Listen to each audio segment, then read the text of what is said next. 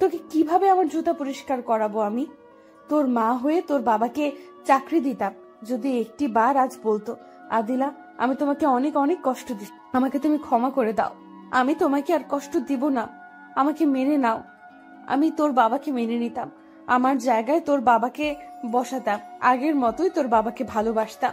কিন্তু তোর বাবা যে বড্ড পাষাণ, একটিবারও আমার কাছে ক্ষমা চাইলো না, তার সম্মানটাই বড় মনে করলো আমার থেকে। আমি তোর বাবার মান সম্মান মাটির সাথে মিশিয়ে দেব। তখনই শুভ আদনানকে ধমক দিয়ে বলল, এই আদনান, তোমাকে আসতে বলেছি না? আদনান ভয় পেয়ে কোল থেকে নেমে শুভর কাছে যায়। অতঃপর তারা সেখান থেকে চলে যেতেই শুভ তার ছেলে আদনানকে নিয়ে বের হতেই যাবে, তখনই আদিলা বলে উঠল, দাঁড়ান, আমি আপনাকে চাকরি দিতে পারি, তবে একটা শর্তে। আমি আপনার সমস্ত শর্তে রাজি আছি। তাহলে এই পেপারটাতে একটা সাইন দেন। শুভ পেপার হাতে নিয়ে পড়তে থাকে। যতদিন পর্যন্ত আমি আপনাকে চাকরি থেকে বের না করব, ততদিন নিজ ইচ্ছায় চাকরি ছাড়তে পারবেন না। আর আমি যে কাজ করতে বলবো যতক্ষণ পর্যন্ত, ততক্ষণ পর্যন্তই করতে হবে। শুভ এগুলো পড়ে বুঝে যায় আদিলা তাকে দেওয়া কষ্টের প্রতিশোধ নেবে তার থেকে। তবুও শুভ কি মনে করে যেন সাইনটা করিয়ে দিল। আগামী কাল থেকেই কাজে জয়েন করবে। তখন পিছিয়ে আদনান দৌড়ে এসে আদিলাকে জড়িয়ে ধরে বলল, আন্টি তুমি খুব ভালো, আমাদের অনেক উপকার করলে। আব্বুর রিক্সা চালায় আর কষ্ট করতে হবে না, তোমাকে অনেক ধন্যবাদ। আদনান আসো, বাসায় যেতে হবে। আপনি চলে যান, আদনানকে আমি ঠিক সময় পৌঁছে দেব। কিন্তু আদনান তার বাবার কাছে চলে যেতে লাগে। তুমি কোথায় যাচ্ছ? তাহলে কিন্তু তোমার আব্বুকে চাকরি দেব না। আদনান দৌড়ে এসে তখন আদিলাকে বলল, না না, আমি কোথাও যাব না, আমি তোমার কাছেই থাকবো। এই তো গুড বয়। এই, আপনাকে যেতে বলছি না, এখানে দাঁড়িয়ে কি করছেন?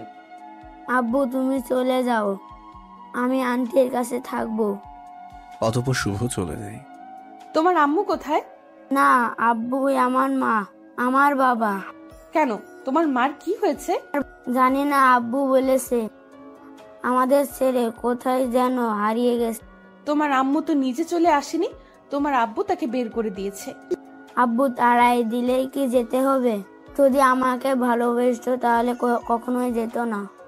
জানো, আন্টি আমাদের পাশের বাসায় আঙ্কেল আন্টিকে অনেক মাইর দেয়। কই, আন্টি তো তার ছেলে কোথাও তো রেখে যায় না, তবুও আন্টি তার ছেলেকে অনেক আদর করে। তো আমার মা যদি আমাকে আদর করতো তাহলে কখনোই আমাকে ছেড়ে যেত না। বলো আন্টি, আমি কি দোষ করেছিলাম যার জন্য আম্মু আমাকে ছেড়ে চলে গেছে? আমি যদি আমার মাকে কোনোদিন আমাদের কাছে ফিরে আসে তাহলে কখনোই আমি তাকে আম্মু বলে ডাকবো না। আদনানের পিচ্ছে মুখের অভিমানের কথাগুলো শুনে আদলে চোখ দিয়ে অঝরে অশ্রু বের হয়ে আসে। তুমি কান্না করছো কেন আন্টি? আন্টি জানো, তোমাকে না আমার আম্মুর মতোই দেখা যায়। একটি বার আমাকে আম্মু বলে ডাক বাবা। আমি তোমাকে আম্মু কেন ডাকবো? আমি তোর হতভাগী মা, যে তোকে ছেড়ে চলে এসেছে, তোকে আদর করে না, ভালোবাসে না বাবা। একটিবার আমাকে আম্মু বলে ডাক। আদনান সাথে সাথে কোল থেকে নেমে চলে যেতে লাগে।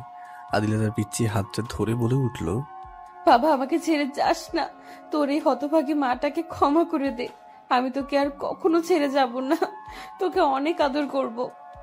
সত্যি বলছো তো? আমাকে ছেড়ে আর কোথাও চলে যাবা না তো? না বাবা, আর কখনো ছেড়ে যাব না। আদনান তখন আদিলাকে জড়িয়ে ধরে কেঁদে কেঁদে বলে উঠল, আম্মু তুমি অনেক পোষা, তুমি অনেক খারাপ। আদিলা তখন তার ছেলে আদনানকে পাগলের মতো চুমু খেতে থাকে। তোকে এখন থেকে অনেক আদর করব। আচ্ছা আব্বু, তখন যে তুমি বললা তোমার আব্বু অনেক অসুস্থ, কি হয়েছে তোমার আব্বুর? জানি না আম্মু, আব্বু যখন রিক্সা চালিয়ে বাড়িতে আসতো তখন দেখতাম অনেকগুলো ওষুধ নিয়ে আসতো। জানো মা, আব্বু যদি একবেলা ওষুধ না খায় তাহলে সেদিন আর বিছানা থেকে উঠতে পারে না। আব্বুকে যদি বলতাম তোমার কি হয়েছে, আব্বু তখন কি বলতো জানো? আমাকে জড়িয়ে ধরে কেঁদে কেঁদে বলতো, বাবা তো মাকে আজও খুঁজে পেলাম না, তুই আমাকে ক্ষমা করে দিস, আল্লাহর কাছে দোয়া করিস আমার জন্য কিছু হওয়ার আগে তোকে যেন তোর মার কাছে পৌঁছিয়ে দিতে পারি। কি হয়েছে আব্বু তোমার? আমি অনেক খারাপ বাবা, আমি তোর মাকে অনেক কষ্ট দিয়েছি, তার সাজা আল্লাহ এখন আমাকে দিচ্ছে। তুই বাবা আমার জন্য আল্লাহর কাছে দোয়া করিস যেন আল্লাহ আমাকে মাফ করে দেন।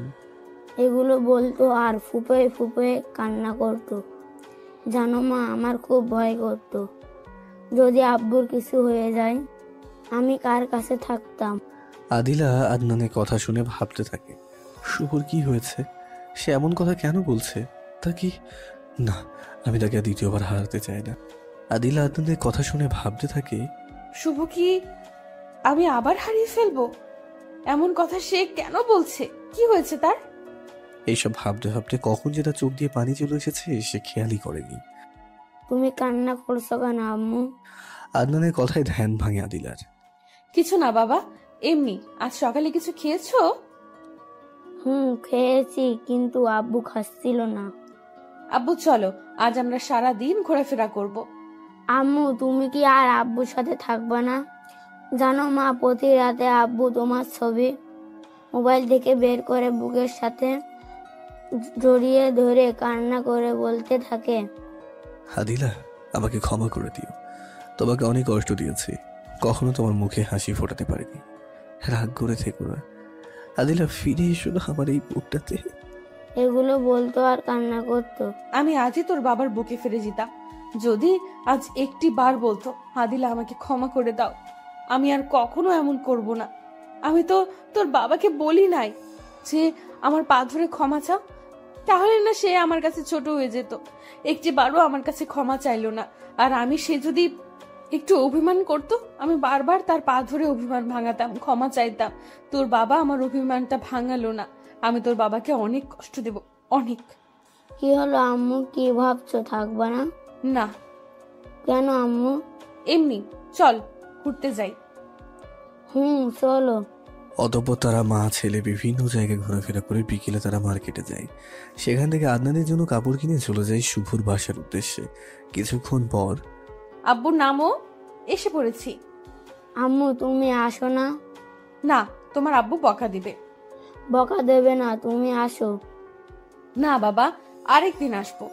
আচ্ছা। তখন আদিলা চলে যায়। পরের দিন শুভ অফিসে আসে আদনানকে দিয়ে। ম্যাম আসবো? আসেন। ভিতরে যাওয়ার পর আদনান তার মায়ের কোলে গিয়ে বসে। দাঁড়িয়ে আছেন কেন, বসেন। সত্যি করে বলেন, আপনার কি হয়েছে? শরীর সুস্থ আছে? তা জেনে আপনি কি করবেন? আমার কি কাজ সেটা বলুন। আদিলা শুভর কথায় আবারও কষ্ট পায়। আপনাদের ধারণা হতে পারে শুভ কেন এমন আচরণ করছে, তার যথেষ্ট কারণ রয়েছে। শুভর কাছে অনেক অনেক এরকম কারণ রয়েছে যাতে সে রাগ করবে। গল্পের সাথে থাকুন, অবশ্যই জানতে পারবেন। ঠিক আছে, যখন বলবেন না। শুনেন, আপনার কাজ হলো আদনানকে প্রত্যেক দিন স্কুলে দিয়ে আসবেন আর নিয়ে আসবেন, আর সমস্ত অফিস সকাল থেকে বিকাল পর্যন্ত ঝাড়ু দিবেন। ম্যাম, এত বড় অফিস আমি একা ঝাড়ু কেমন ভাবে দেব? তা আমি জানি না, আমার কাজ ঠিকঠাক হলেই হলো। না হলে একটাও চর মাটিতে পড়বে না, সবগুলোই আপনার গালের মধ্যে পড়বে।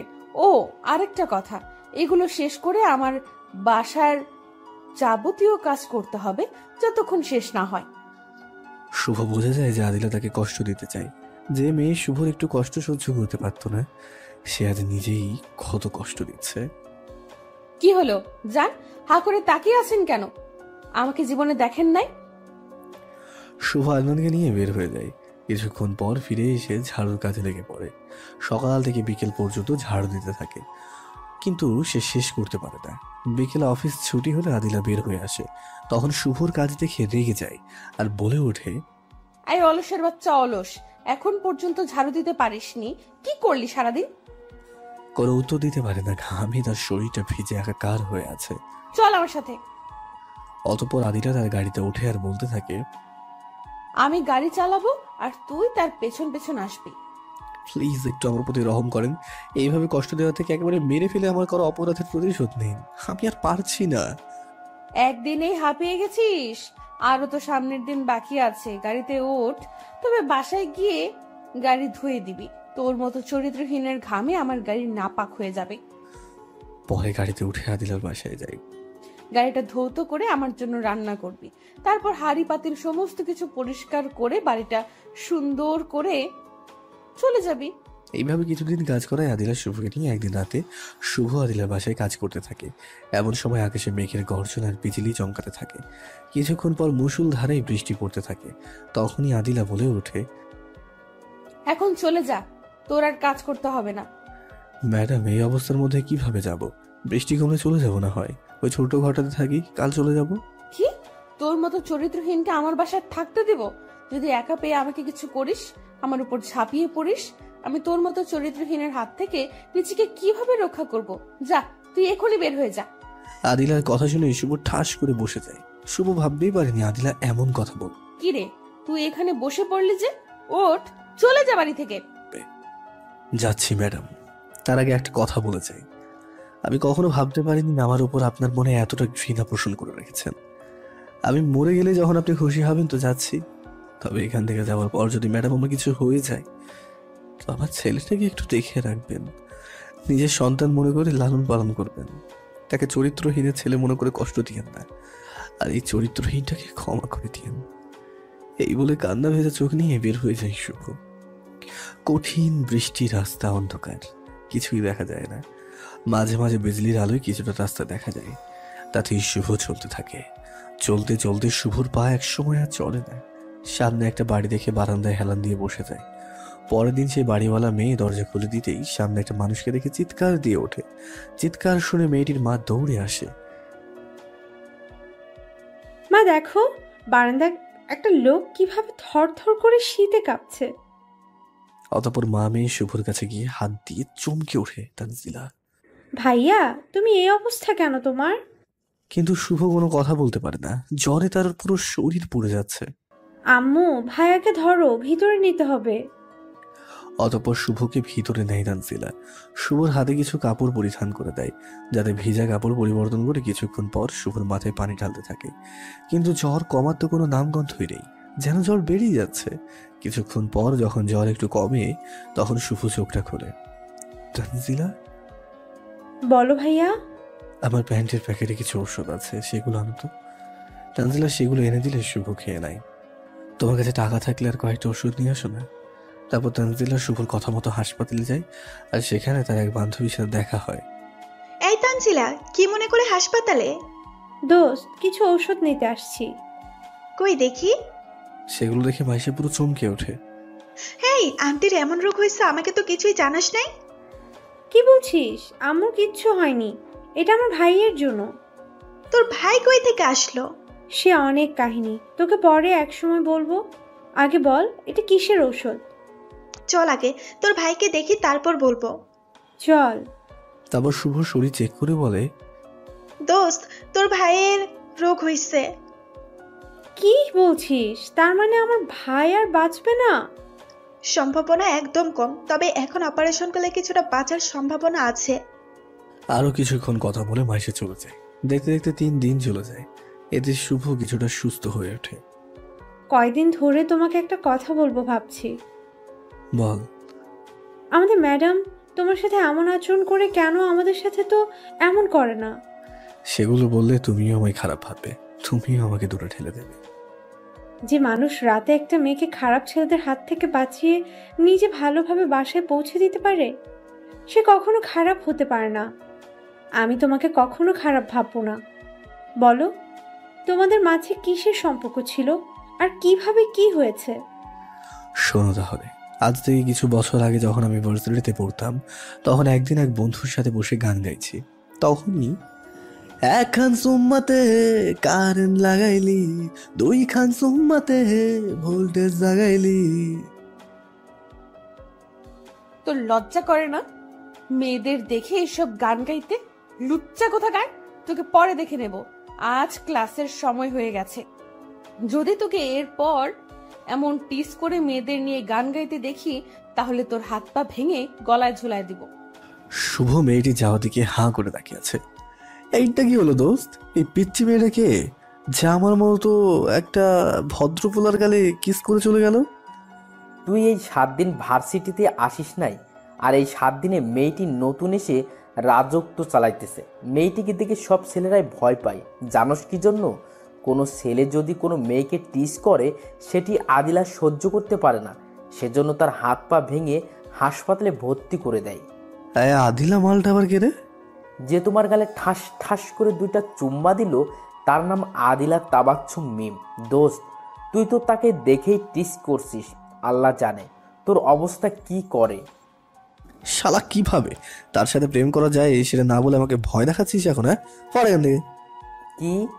সে তো 4 বছরের জুনিয়র, সবেমাত্র ইন্টারে পড়ে। পিচ্চির চড় খেয়ে তোর মাথার তার সব গেছে শালা। সেদিন একটা ছেলে তাকে প্রপোজ করেছিল, আদিলা তাকে উল্টো করে বেঁধে লাঠি থেরাপি দিছে, আর তুই বলছিস কি ভাবে তার সাথে প্রেম করবি? ভালোভাবে চলাফেরা করতে চাস তো তার থেকে মাপ চেয়ে নিস। 4 বছরের ছোট কি হয়েছে? সত্যি বলছি দোস্ত, তাকে হেভি ক্রাশ খাইছি। খাইছিস ভালো কথা, ভালো করে গিল যাতে মুখ থেকে আর বের না হয়। হ্যাঁ, এই তোর ঘ্যানোর ঘ্যানোর বন্ধ কর, চল ক্লাসের সময় হয়েছে। অতঃপর ক্লাস করে চলে যাই শুভ। বাসায় গিয়ে ভালো থাকে। যদি মেয়েটাকে নিজের করে পেতাম। কি সুন্দর তার হরিণীর মতো চোখ, আহা, তার কি সুন্দর লম্বা লম্বা চুল, মাইয়াটা আমার মনটাই জুড়ি করছে রে। এইসব ভাবতে ভাবতেই শুভ ঘুমিয়ে যায়। পরের দিন শুভ ভার্সিটিতে গিয়ে দেখতে পাই আদিলা তার বান্ধবীদের সাথে গল্প করছে। শুভ তাদের কাছে গিয়ে, ছোট আপু আমাকে মাফ করে দিয়েন প্লিজ। আই বুইরা বান্দর, আমি তোর আপু লাগি? শোন, তোকে মাফ করতে পারি, তবে একটি শর্তে। কি শর্ত? মাঠের মাঝখানে 500 বার কান ধরে উদ্বাস করবি আর বলবি যে আর কোনো দিন এমন করব না। এটা আমি পারবো না, আমি তোমার বড়, আর আমার উপর একটু রহম করো। আচ্ছা, তাহলে ওই মেয়েটির ঠোঁটে গিয়ে কিস করবি, তাহলে তুই মাফ পাবি। মেয়েটির দিকে তাকাতেই ও মাগো, এই উগান্ডা কালো হাতে ঠোঁটে কিস করলে টানা 6 মাস আমার পেট খারাপ থাকবে, আমি এটা পারবো না। দাঁড়া, তাহলে তোকে কিছু থেরাপি দেই। আদিলা কাছে আসতে শুভ তার হাত ধরে হ্যাঁচকা টান দিয়ে বুকের সাথে মিশিয়ে দেয়, আচ্ছা আর ঠোঁট এক করে দেয়। তারপরেই তো শুভ 5 মিনিট পর ছেড়ে দিয়ে বললো, কেসটা হেভি লাগলো, আরো লাগলে বলিও। এই বলে চলে গেল শুভ। এটা কি হলো? কি আর হবে, ফ্রিতে সিনেমা দেখলাম। যাই বলিস আদিলা, তোদের দুজনের লিপ কিসটা না পুরো রোমান্টিক একটা মুভির মতো ছিল। এই যে দেখ। মোবাইলে তোলা ভিডিও বের করে আদিলা তার হাত থেকে মোবাইলটা নিয়ে ভিডিওটা ডিলিট করে দেয়। শালার ব্যাটাকে পরে বোঝাবো আমাকে সবার সামনে কিস করার মজা। চল এখন ক্লাসে যাই। অতঃপর তারা ক্লাসে যায়। ক্লাসে গিয়ে পড়তে থাকে আদিলা, কিন্তু কিছুতেই পড়াতে মন বসাতে পারে না। চোখের সামনে শুধু শুভর কিস করা দৃশ্যগুলো ভেসে ওঠে। এইভাবে কিছুদিন কেটে যায়। রাতে ঘুমোতে যায় আদিলা, তখনই আবার মনে পড়ে যায় সকালে সেই ঘটনা। এবার ওপাশ করতে থাকে সে, ঘুমোতেই পারে না। সারা রাত পার করে সকালে আদিলা একটা হকি স্টিক নিয়ে স্কুলে বসে থাকে শুভর আসার অপেক্ষায়। কিছুক্ষণ পর শুভ স্কুলে আসতেই আদিলা শুভর কলা চেপে ধরে একটা ঝোপের ঝাড়ে নিয়ে গিয়ে বাগানের পাশে নিয়ে বসে পড়ে। আমাকে মাফ করে দাও, আমার ভুল হয়ে গেছে। তোকে তো মাফ করবই, আগে কিছু থেরাপি দেই। শুধু তোর জন্য সারা রাত আমি ঘুমাতে পারি নাই। আমার কত আশা ছিল এই ঠোঁটের সর্বপ্রথম আমি আমার বয়ফ্রেন্ডকে কিস করব, কিন্তু তুই আমার সমস্ত আশায় পানি ঢেলে দিলি। মাফ করে দাও প্লিজ, আর করবো না কখনো। মাফ করতে পারি এক শর্তে। কি শর্ত? তুই 2 হাতে আমার মাথা ধর। মার দেবে যে? না, মারবো না। অতঃপর শুভ আদিলার 2 হাতে 2 গাল ধরে। এখন কিস কর। কি? কিস করবি না তো দিলাম পায়ে বাড়ি। শুভ মনে মনে বলে, সুযোগ হাতছাড়া করতে নেই। তারপর শুভ ভয়ে তার ঠোঁটটা আদিলা ঠোঁটের সাথে লাগিয়ে দেয়। 5 মিনিট পর ছেড়ে দেয়, আর দুজন হাঁপাতে থাকে। এখন তুই আমাকে প্রপোজ কর। গতকাল তো ঠিকই বলছিস আমাকে দেখে নাকি ক্রাশ খাইছিস। শুভ অবাক চোখে তাকিয়ে আছে। এই গুন্ডি মেয়ে তার কাছে এমনি ধরা দিচ্ছে। শুভ মনে মনে ভাবতে থাকে, আমি তাকে দেখে ক্রাশ খেয়েছি সেটা আদিলার কেমনে জানলো? আর সে আমার সাথে এমন ব্যবহার করছে কেন? সে কি আমার মতোই প্রথম দেখায় আমাকে ভালোবেসে ফেললো নাকি কোনো নাটক করছে আমাকে ফাঁসানোর জন্য? এই এইভাবে ড্যাব ড্যাব করে তাকিয়ে আছিস কেন? আগে প্রপোজ কর, পরে অনেক সময় দেখার জন্য পাবি। আদিলার কথা শুনে মনে মনে শুভ অনেকই খুশি হয়। আমি তো প্রপোজ করতে পারি না। যেভাবে পারোস সেভাবেই কর। আচ্ছা করছি, বাট কি দিয়ে করবো? আমার কাছে তো কোনো ফুল টুল কিছু নেই। ওই দেখ, একটা লোক ফুলকপি নিয়ে যাচ্ছে, সেটা দিয়ে করবি। শুভ দৌড়ে কপি নিয়ে আসতে যায়, আর আদিলা, এইবার তোর মজা বোঝাবো, আমাকে কিস করার আগে প্রপোজটা কর। আমি তোমাকে ভালোবাসি আদিলা। আমি যদি গাছ হই তুমি হবে কলি, আমি যদি কলি হই তুমি হবে ফুল, তুমি যদি ফুল হও আমি হব ভ্রমর, তোমার থেকে মধু নিয়ে শরীরে দেব কামড়।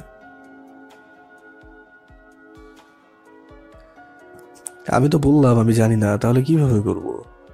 শুধু বল আমি তোমাকে ভালোবাসি, কখনো ছেড়ে যাব না। আচ্ছা করছি। আমি যেদিন তোমায় প্রথম দেখি সেদিন থেকেই শুধু এটা ভেবে এসেছি, কিভাবে তোমাকে আপন করে নেব, কি করলে আমি তোমার ভালোবাসা পাবো। আদিলা, তোমার হাত দুটি আমায় ধরতে দেবে, যে হাত ধরে দুজনে এক অজানা পথে হাঁটবো, যেই পথে শুধু তুমি আর আমি থাকবো, আর মাঝে থাকবে শুধু অফুরন্ত ভালোবাসা। আদিলা, হবে কি তুমি আমার রাজ্যের রাজরানী, যে রাজ্যের শাসন থাকবে শুধুই তোমার। তুমি কি হবে আমার বাচ্চার মা, নেবে কি তুমি আমার অগোছালো জীবনটার গোছানোর দায়িত্ব। কথা দিচ্ছি কখনো ভুলে যাব না, সারা জনম ভালোবেসে যাব। আই লাভ ইউ আদিলা, তুমি আমাকে ফিরিয়ে দিও না। আদিলা সাথে সাথে কলার ধরে দাঁড় করিয়ে চড় দিতেই যাবে, তার আগে শুভ চোখটা বন্ধ করে নেয়। কিছুক্ষণ পর তার গালে নরম ঠোঁটে ছোঁয়া লাগে। শুভ চোখ খুলতেই আদিলা বলে উঠল, তুমি কি মনে করেছো আমি তোমাকে চড় মারবো? তুমিই বলো, আমি এই ইনোসেন্ট চেহারায় কিভাবে আঘাত করি, যে চেহারা দেখে আমি তোমার প্রেমে পড়েছিলাম। আমিও তোমাকে অনেক ভালোবাসি। এই বলে জড়িয়ে ধরে। না, তোমায় কখনো ছেড়ে যাবো না। আমার একটা চিমটি গেল তো। কেন? আমি তো বিশ্বাসই করতে পারছি না, এগুলো বাস্তব নাকি স্বপ্ন।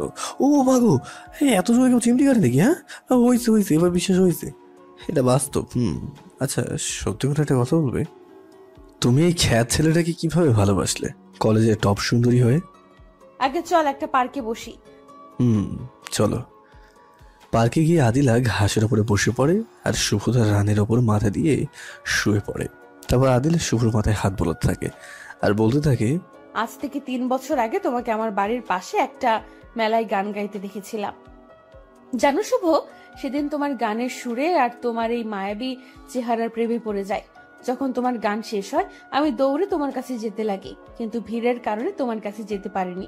ভিড় যখন কমে আসে আমি সেখানে গিয়ে শুনতে পাই তুমি নাকি চলে গেছো। সেদিন তোমাকে অনেক খুঁজেছি কিন্তু তোমাকে আর পাইনি।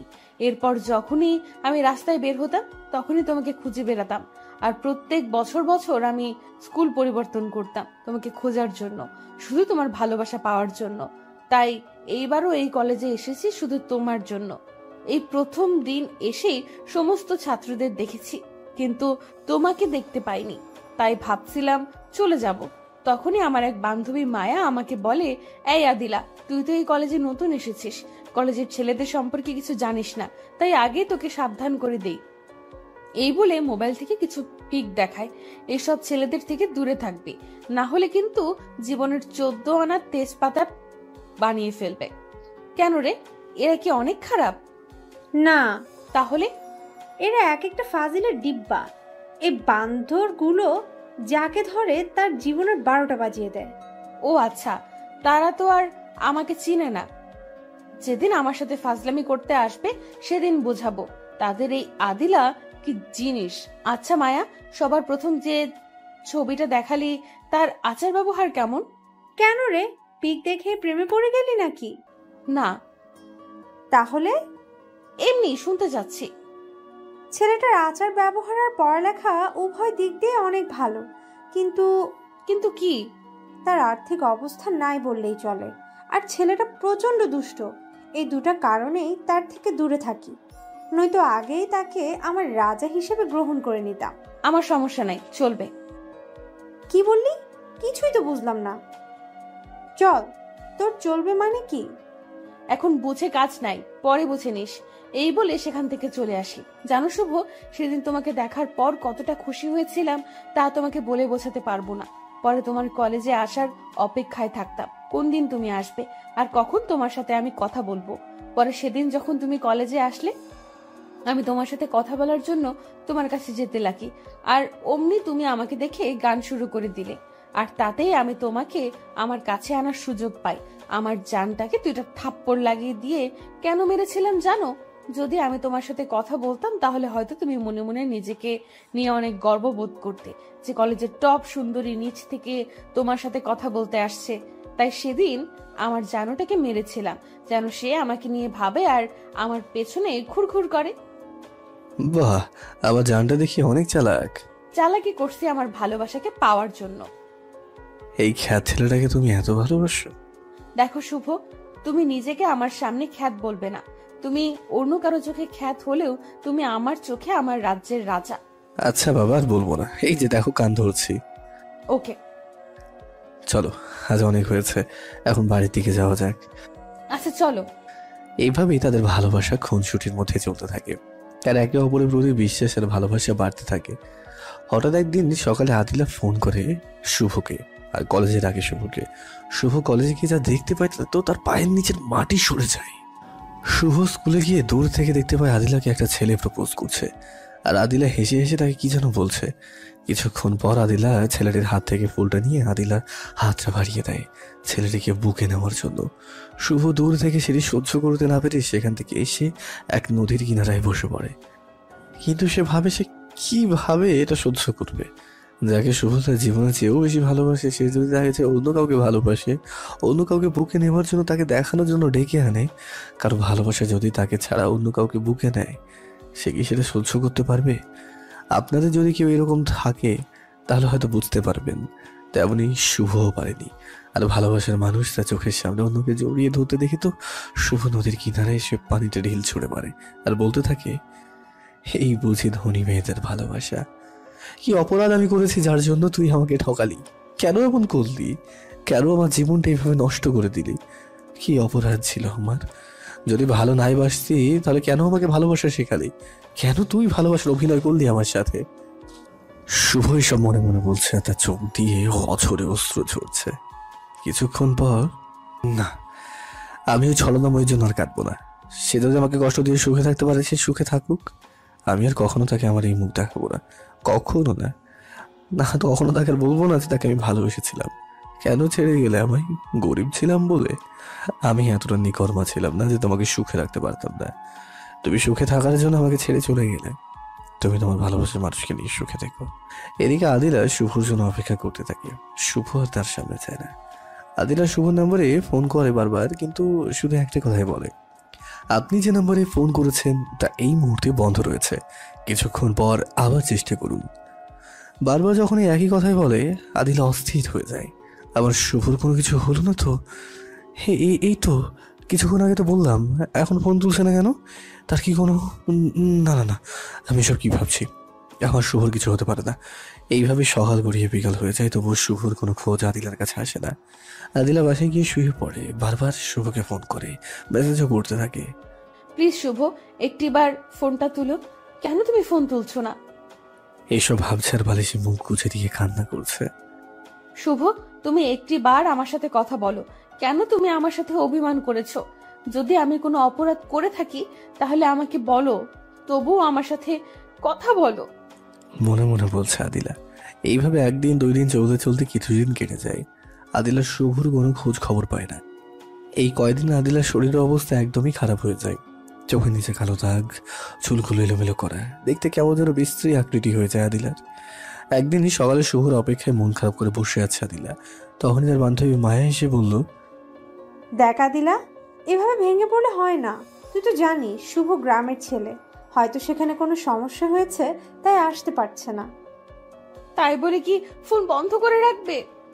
একটিবারও কি আমার কথা তোমার মনে পড়ে না? তুই জানিস না গ্রামে বিদ্যুতের কি অবস্থা? একদিন থাকলে 7 দিনই থাকে না।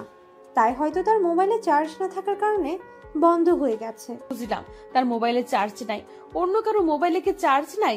আমাকে একটিবারও কি ফোন করে তার সমস্যার কথা বলতে পারলো না? আমি কি তার এতই পর হয়ে গেছি? কি মনে করে ও? তার না হয় আমার কথা মনে পড়ে না। আমার কি তার কথা মনে পড়ে না? কুত্তাটা আসুক, এবার বোঝাবো এই আদিলাকে এতদিন কষ্ট দেওয়ার মজা কি। চল কোনো পার্কে থেকে ঘুরে তোর মনটা ফ্রেশ হবে।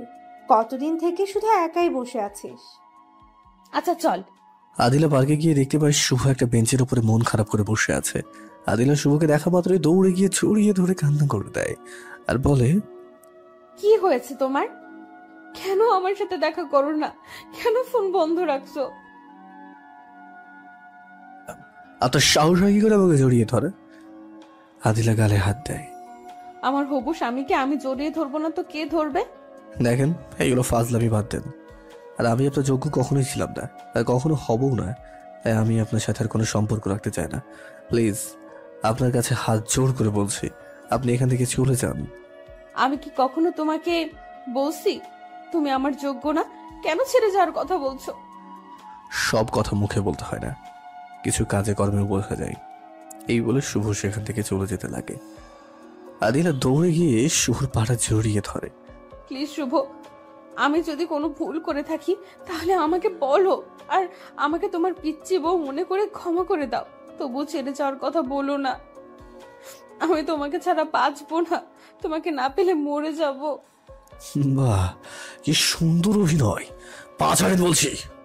তুমি আমাকে ক্ষমা না করা পর্যন্ত আমি তোমার পা ছাড়বো না। আমাকে যদি 1 সেকেন্ডের জন্য ভালোবেসে থাকেন তাহলে পাটা ছেড়ে দেন। পা ছেড়ে দিব। কেন আমাকে ব্ল্যাকমেল করছো? আমাকে ক্ষমা না করে দিলে আমি তোমাকে ছাড়া বাঁচবো না।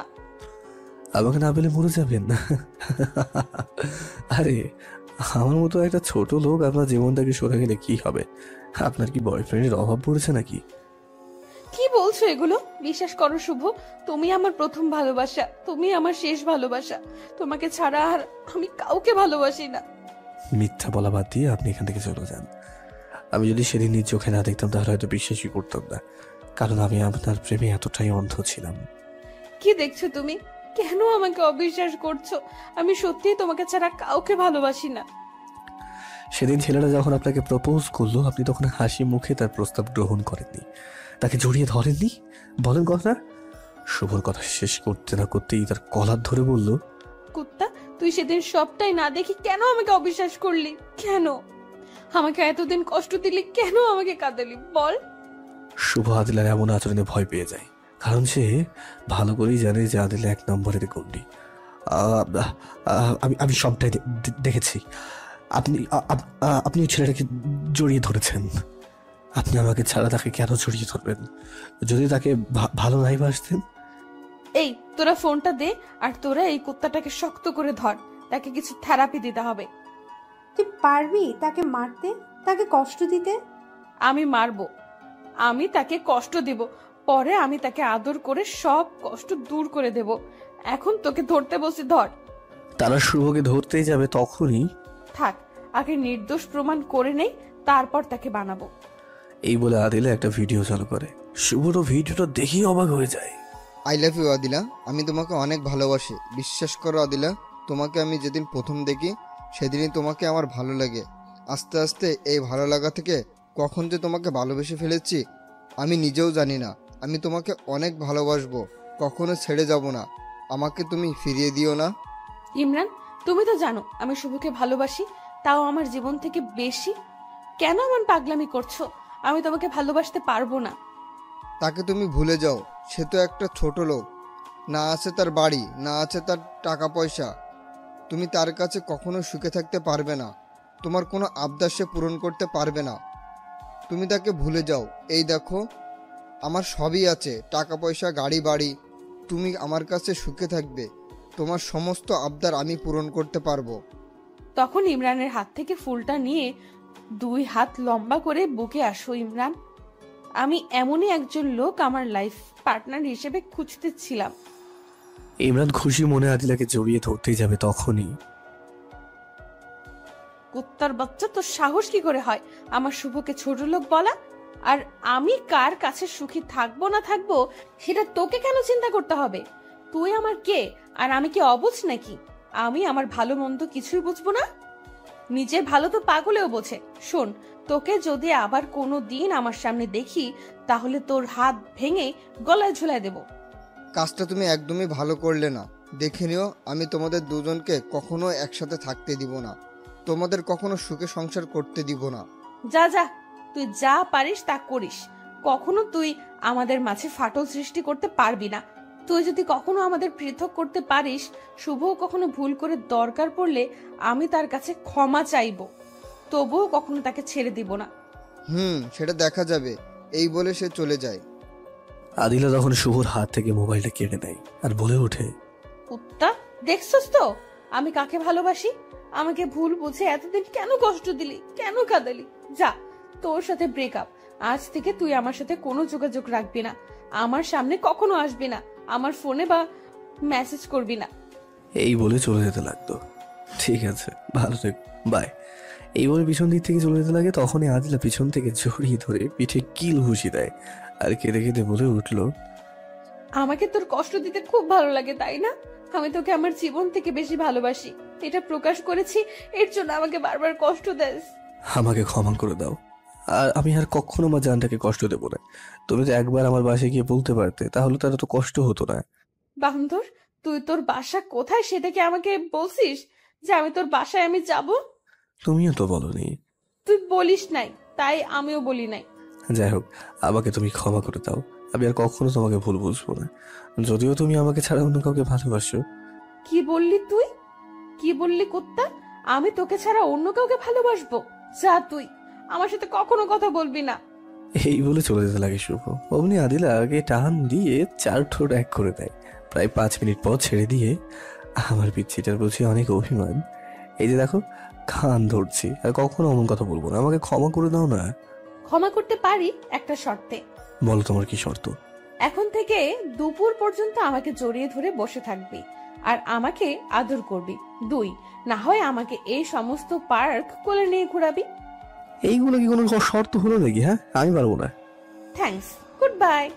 এই বলে চলে যেতে শুভ আদিলার কোমর ধরে বুকের সাথে মিশিয়ে 4 ঠোঁট এক করে দিয়ে আদিলা শুভ ঠোঁট পাগলের মতো চুষতে থাকে। 5-10 মিনিট হয়ে যায়, তবুও তাদের ছাড়ার কোনো নামগন্ধ নেই। তখনই মায়া বলে উঠলো, এই মেরে ভাই আর বোন, তোরা কি আর ছাড়বি নাকি লিপ কিস করে শহীদ হয়ে যাবি? মায়ার কথায় আদিলা ছেড়ে দিয়ে হাঁপাতে হাঁপাতে বলে উঠলো, দেখতেই পারছিস তোর দুলা ভাইয়ের সঙ্গে রোম্যান্স করছি, তো তোরা চোখ বন্ধ করে রাখতে পারিস না? আমি এটা বললাম তাই আমার দোষ হলো? হয়েছে, বলবি কেন? সময় হলে এমনিতেই ছেড়ে দিতাম। বোন, তোর কাছে হাত জোর করে ক্ষমা চাই, আমার ভুল হয়ে গেছে, আমাকে মাফ কর। ভুল করবি কেন আর ক্ষমা চাইবি কেন? দেখ, কতগুলি মানুষ এদিকে তাকিয়ে আছে আর তাদের নিয়ে কি যেন বলছে তোদের, তাই বলছি দেখ আদিলা, যখন তার সাথে এত রোমাঞ্চ করকে মন চায় তাহলে তোরা বিয়ে করে নে, রাতে তোরা মন ভরে রোমাঞ্চ করতে পারবি। এভাবে রাস্তাঘাটে মানুষ খারাপ বলবে। মানুষকে কি বলবো তাতে আমার কোনো যায় আসে না। আর কি বললি, বিয়ে? হ্যাঁ, আমরা অতি শীঘ্রই বিয়ে করব। তোর মনে যা চাই তাই করিস। এখন চল ক্লাসে যাই। তোরা যা, আমি আমার জানুটার সাথে আরো রোম্যান্স করব। আচ্ছা, তোরা তাহলে থাক, আমরা গেলাম। অতঃপর তারা চলে যায়। তারা চলে যেতেই শুভ বলল, তুমি তাদের একা যেতে দিলে কেন? আমরা তাদের সাথে যেতাম, এখান থেকে কি করব? এই 7 দিন অনেক কষ্টে কেটেছে আমার, তাই সারা দিন আজ তোমার সাথে থাকবো, তোমার সাথে সময় কাটাবো। প্লিজ তুমি না করো না। আচ্ছা আমার পিচ্ছি বউ, তোমার যতক্ষণ মন চায় আমার সাথে থাকো, তবে এখন কোথায় যাবে? আজ সারা দিন তোমার হাত ধরে এই পার্ক কয়েকটার নাম বললো, এগুলোতে ঘুরবো। আচ্ছা তাহলে চলো।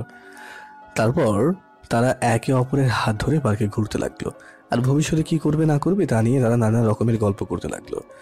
এভাবে বিকেল পর্যন্ত ঘোরাঘুরি করে বাড়ির দিকে ফিরতে যাবে, তখনই আদিলা বলল, শুভ, ওই যে দেখো ওইখানে একটা ফুচকা দোকান, কি হয়েছে তাতে? কিছু না। শুভ তখন আদিলাকে কোলে নিয়ে বলল, আমার পরিটা কি রাগ করেছে আমার ওপর? হ্যাঁ, আমার পরিটা রাগ করেছে, একদম ভালো লাগে না, পেতনির মতো দেখা যায় আমার পিচ্চিটাকে। পিচ্চিটাকে বুঝি ফুচকা খেতে মন চাইছে, আমি আজ নিজ হাতে আমার পরিটাকে ফুচকা খাওয়াবো। শুভর কথা শুনে আদিলা তার গালে ছোট্ট একটা কিস করে। এই কি করলে? কিস করলে কেন এখন?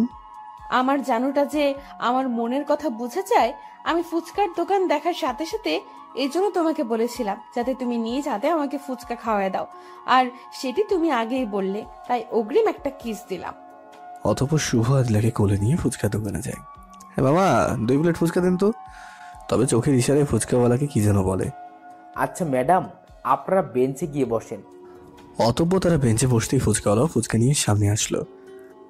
এই যে নেন আপনাদের ফুচকা। শুভ তখন প্লেট থেকে একটা ফুচকা নিয়ে আদিলার মুখের সামনে ধরে। আদিলা সেটি খেয়ে নেয়। অতঃপর আদিলা একটি নিয়ে শুভর মুখের সামনে ধরে আর মনে মনে ভাবে, খাও চান্দু, বুঝবে কত মজা, কত দানে কত চাল, আমাকে পেতনি ডাকা। কি হল আদিলা, কি ভাবছো আমাকে খাওয়াবে না? জানো তোমার হাতে ফুচকা যে কত টেস্ট লাগে। শুভর কথা শুনে আদিলার ধ্যান ভাগে। খাওয়াবো তো, এই নাও। একে একে সব খাওয়ালো। যখন আদিলা দেখলো যে শুভ ফুচকা খেয়ে কোনো রিয়াক্ট করছে না, তখন আদিলা ফুচকাওয়ালা দিকে ইশারায় কি যেন বলতো। ম্যাডাম, সবচেয়ে বেশি করে দিয়েছি। ফুচকাওয়ালার কথা শুনে আদিলা মন খারাপ করে ফেলে। সে তার প্ল্যানে সাকসেসফুল হতেই পারে নাই, এই জন্য। আমার জানুরে আবার কি হলো, প্ল্যান সাকসেস হয় নাই এই জন্য বুঝি মন খারাপ? তুমি কি ভাবছো ফুচকায় ঝাল বেশি দিলে আমি খেতে পারবো না? আমি অনেক ঝাল খেতে পারি। আমি তোমার উপর প্রতিশোধ নিতে চেয়েছিলাম, তখন তুমি আমাকে পেতনি ডাকছিলে। তার জন্য ভাবছিলাম তোমাকে আরো বেশি ঝাল খাইয়ে কষ্ট দেব, অতঃপর গল্পের নায়িকার মতো আমার গোলাপি ঠোঁটের ছোঁয়া দিয়ে তোমার ঝাল কমিয়ে দেব। একটাও পেলাম না, তার জন্য মন খারাপ। আচ্ছা আসো, তোমার একটা আশা পূরণ করি। শুভ আদিলার কোমর ধরে টান দিয়ে 4 ঠোঁট এক করে নেয়। 5 মিনিট পর ছেড়ে দিয়ে বলে, এইবার খুশি তো? আদিলা, তুমি আমাকে কতটুকু চেনো, কতটুকু ভালোবাসো জানি না, তবে তোমার সাথে যদি আমি বিয়ের আগেই রুম ডেট করতে চাই, তুমি কি রাজি হবে? একবার কেন, 1000 বার তোমার সাথে বিয়ের আগেই রুম ডেট করতে আমি রাজি আছি। এত ভালোবাসো আমাকে? ধরো যদি আমি তোমার সাথে রুম ডেট করার পর তোমাকে ছেড়ে দিই? তোমার প্রতি আমার সীমাহীন বিশ্বাস আছে যে তুমি আমাকে কখনোই ছেড়ে দিবে না। এই বিশ্বাস নিয়েই তোমার হাতটা ধরেছি আমি। ধরো কখনো আমি তোমার থেকে সুন্দরী কোনো মেয়ে পেয়ে তোমাকে ছেড়ে দিলাম, তখন তুমি কি করবে? সারা জীবনের জন্য এই পৃথিবী ছেড়ে চলে যাব। না দিলা, এমন কথা বলো না। আমি তোমাকে ছাড়া বাঁচতে পারবো না, কখনো তোমাকে ছেড়ে দেবো না। মরার আগে পর্যন্ত তোমার এই হাতে শক্ত করে ধরে থাকবো। এই বলে আদিলাকে বুকের সাথে জড়িয়ে নেয়। কিছুক্ষণ পর আদিলাকে বলল, চলো এবার বাসার দিকে যাওয়া যাক, সন্ধ্যা হয়ে আসছে। আগে তাহলে একটা পাপ্পি দাও। শুভ আদিলার কপালে একটা পাপ্পি দেয়। অতঃপর তারা দুজন তাদের গন্তব্যে রওনা হয়। আদিলা বাড়ি এসে ফ্রেশ হয়ে মাগরিবের নামাজ পড়তে বসে। অতঃপর রাতে ডিনারের সময় তারা সকলে একসাথে খেতে বসে। তখন তার পিতা প্রশ্ন করে বসে, আদিলা, ছেলেটি কে? কি তার পরিচয়? কোন ছেলেটি বাবা? যার সাথে আজ সারাদিন ঘোরাফেরা করছো? ও, সে আমার ফ্রেন্ড। শুধু কি ফ্রেন্ড? তাহলে এগুলো কি মোবাইল থেকে তাদের রোমান্টিক মুহূর্তের কিছু ফটো দেখায়? সরি বাবা, আমরা দুজন দুজনকে ভালোবাসি, যদিও ছেলেটি গরিব। দেখো আদিলা, আমি ভালোভাবে তোমাকে বলছি, তুমি তাকে ভুলে যাও। আমি তোমাদের সম্পর্ক কিছুতেই মেনে নিব না। আমার পক্ষে তাকে ভোলা সম্ভব নয়। আমি তাকে ভালোবাসি আর আমি তাকেই বিয়ে করব। তোর এত বড় সাহস, তুই আমার মুখের উপর কথা বলিস? তোর আজ থেকে কলেজে যাওয়া বন্ধ। 3 দিন পর আমার বন্ধু লন্ডন থেকে আসবে, তখন তার ছেলের সাথে তোকে বিয়ে দেব। তখন দেখব তোদের ভালোবাসা কোথা থেকে থাকে। এই বলে আদিলাকে একটা ঘরে বন্ধ করে দেয়। এদিকে শুভ আদিলাকে রাতে ফোন দেয়, কিন্তু ফোনটা বন্ধ। এই কথাই বলতে থাকে। শুভ তার কথা চিন্তা করতে থাকে, আমার আদিলা কিছু হবে না তো? ফোন কেন তুলছে না? এইসব ভাবতে ভাবতে ঘুমিয়ে দেয়। পরের দিন শুভ ঘুম থেকে উঠে ফ্রেশ হয়ে তাড়াতাড়ি তার স্কুলে গিয়ে আদিলা যেন অপেক্ষা করতে থাকে, কিন্তু তার অপেক্ষায় রয়ে যায়। আদিলা আর আসে না। সে আসবে বা কিভাবে? সে তো ঘরে বন্দি আছে। এদিকে আদিলা তার খাওয়া দাওয়া বাদ দেয়। দেখতে দেখতে 2টা দিন চলে যায়। এতে শুভ অনেকটাই ভেঙে পড়ে। আদিলার সাথে কথা হচ্ছে না, দেখা হচ্ছে না বলে অতঃপর শুভ কোনো সন্ধান না পেয়ে আদিলার বান্ধবী মায়ের কাছে যায়। মায়া, তুমি কি আদিলার খবর কিছু জানো? সে কোথায়?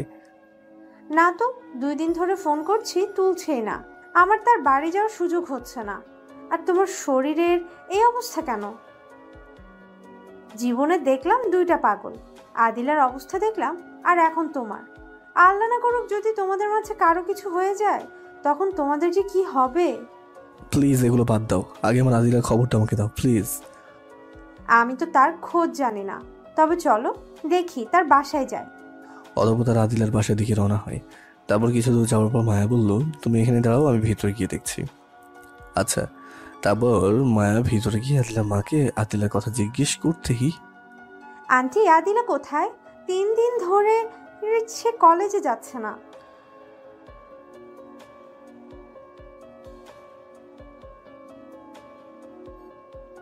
আচ্ছা আন্টি, আপনি নিশ্চিন্তে থাকুন, আমি তাকে কোথাও নিয়ে যাব না। অতঃপর আদিলার মা মায়ের কাছে চাবি দেয়। মায়ের চাবি নিয়ে তালা খুলে ভিতরে ঢোকে, দেখতে পায় আদিলা উপর হয়ে শুয়ে আছে। তোরা যখন এতই একজন অন্যজনকে ভালোবাসিস তাহলে পালিয়ে গিয়ে বিয়ে করে নে। একজন তো ঘরের মধ্যে বন্দি অবস্থায় কষ্ট পাচ্ছে, আরেকজন তো প্রায় আধমরাই হয়ে গেছে। হঠাৎ এমন কথা শুনে আদিলা চমকে ওঠে আর পিছনে তাকায়। মায়াকে দেখে শোয়া থেকে উঠে দৌড়ে জড়িয়ে ধরে কেঁদে দেয়। প্লিজ মায়া, তুই আমাকে এখান থেকে বের হওয়ার সুযোগ করে দে।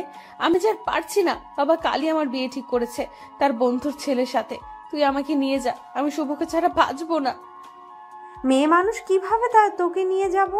আর আন্টিকেও কথা দিয়েছি, যা বলার তুই শুভকে বল। তোর জন্য প্রায় পাগল হয়ে গেছে। এই ফোন শুভর কাছে কল দে। বলো মায়া, আদিলা কি আছে ওখানে, কি করছে? ও একটা বার তাকে ফোন করতে বলো না।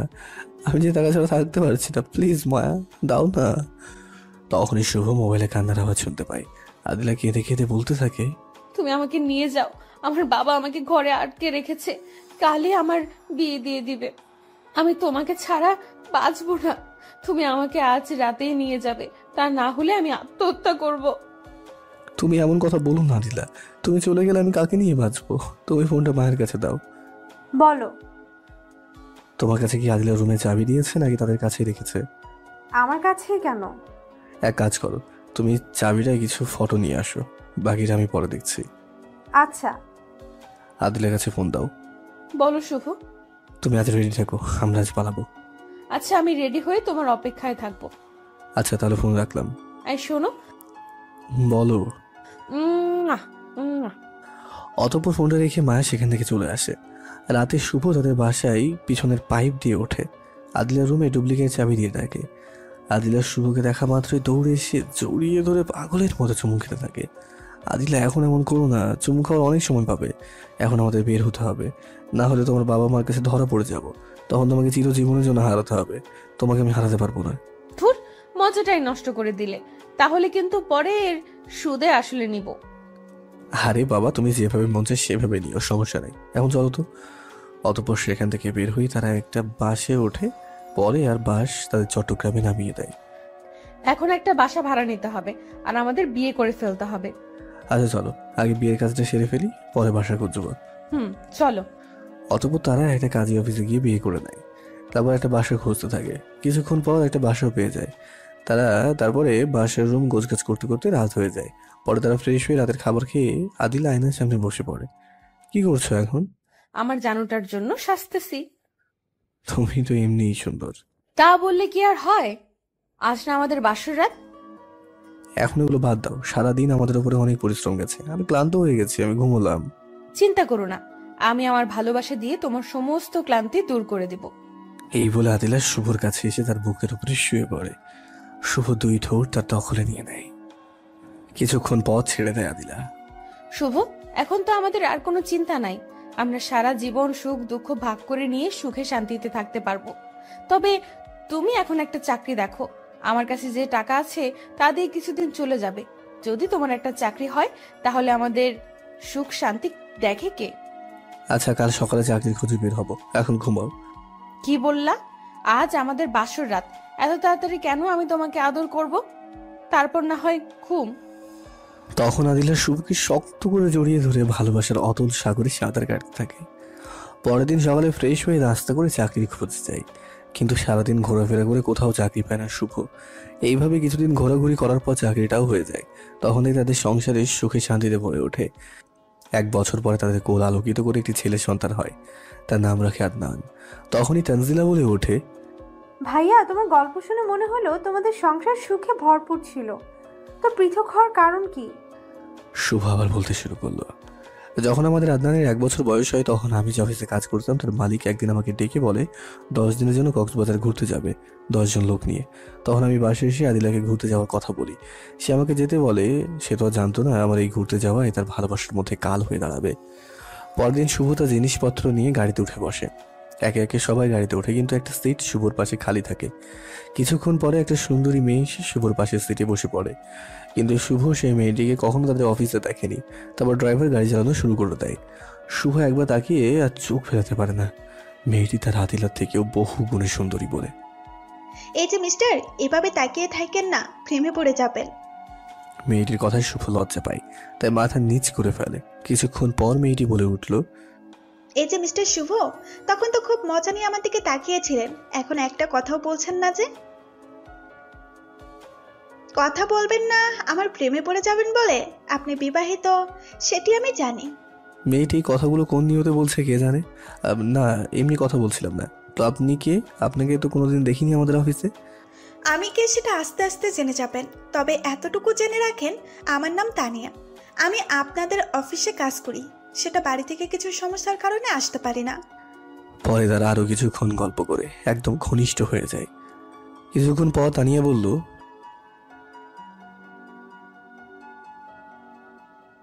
তারপর তানিয়া শুভর কাঁধে মাথা রাখে আর শুভ তানিয়ার গোলাপির মতো ঠোঁটের দিকে তাকিয়ে থাকে। তাকিয়ে থাকতে থাকতে কখন যে শুভ তার ঠোঁটের প্রতি আকৃষ্ট হয়ে যায় শুভ বুঝতেই পারে না। হঠাৎ করে শুভ তানিয়ার ঠোঁটে আলতো করে একটা কিস দিয়ে বসে। এতে তানিয়ার ঘুম ভেঙে যায়। তুমি এটা কি করলে শুভ? তুমি না বিবাহিত? সরি, আমি আসলে বুঝতে পারিনি। তোমার এই মিষ্টি ঠোঁটের দিকে তাকিয়ে থাকতে থাকতে কখন যে কিস করে ফেলেছি বুঝতেই পারিনি। আচ্ছা ঠিক আছে। শুভ মনে মনে চিন্তা করতে থাকে, এটা আমি কি করলাম? কেন আমি তানিয়াকে কিস করলাম? আমি কি তানিয়ার প্রতি দুর্বল হয়ে যাচ্ছে? এই যে মিস্টার, মন খারাপ হয়ে গেছে?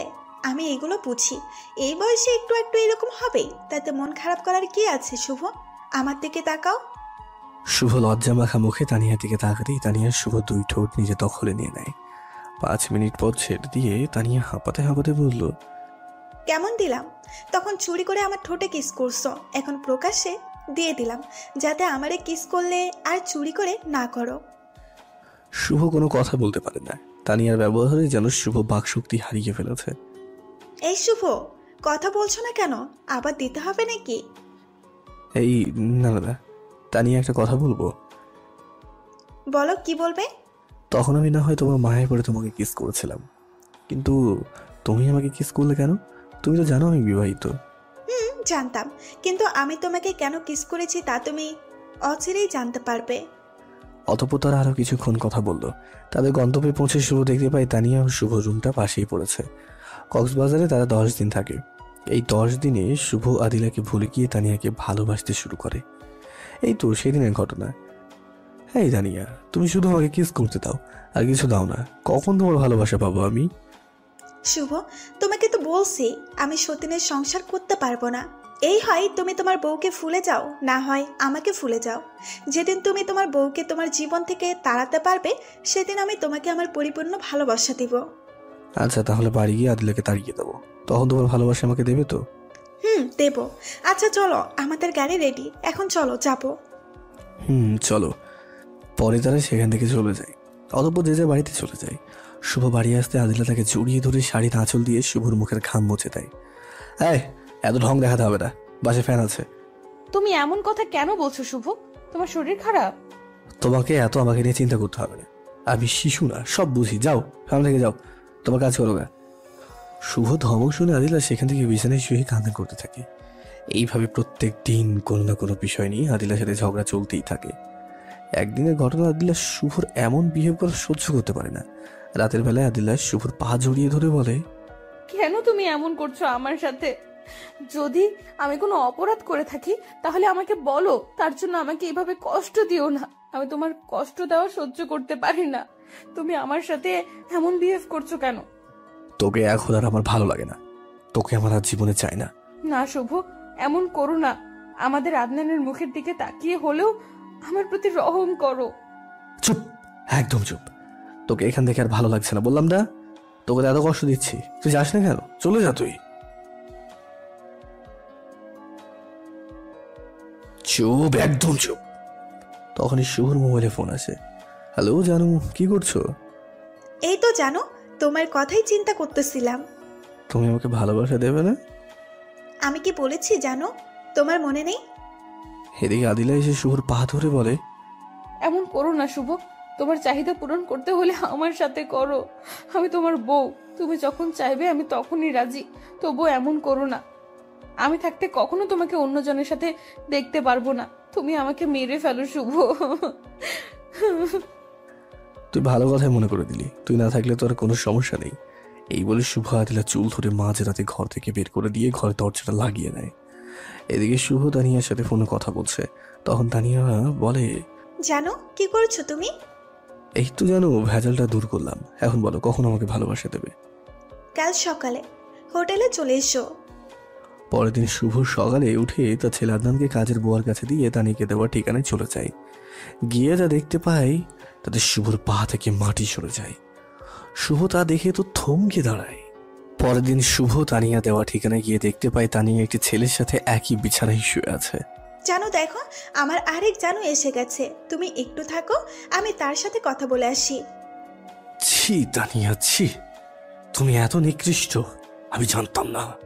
তুই কি নিজেই ভালো?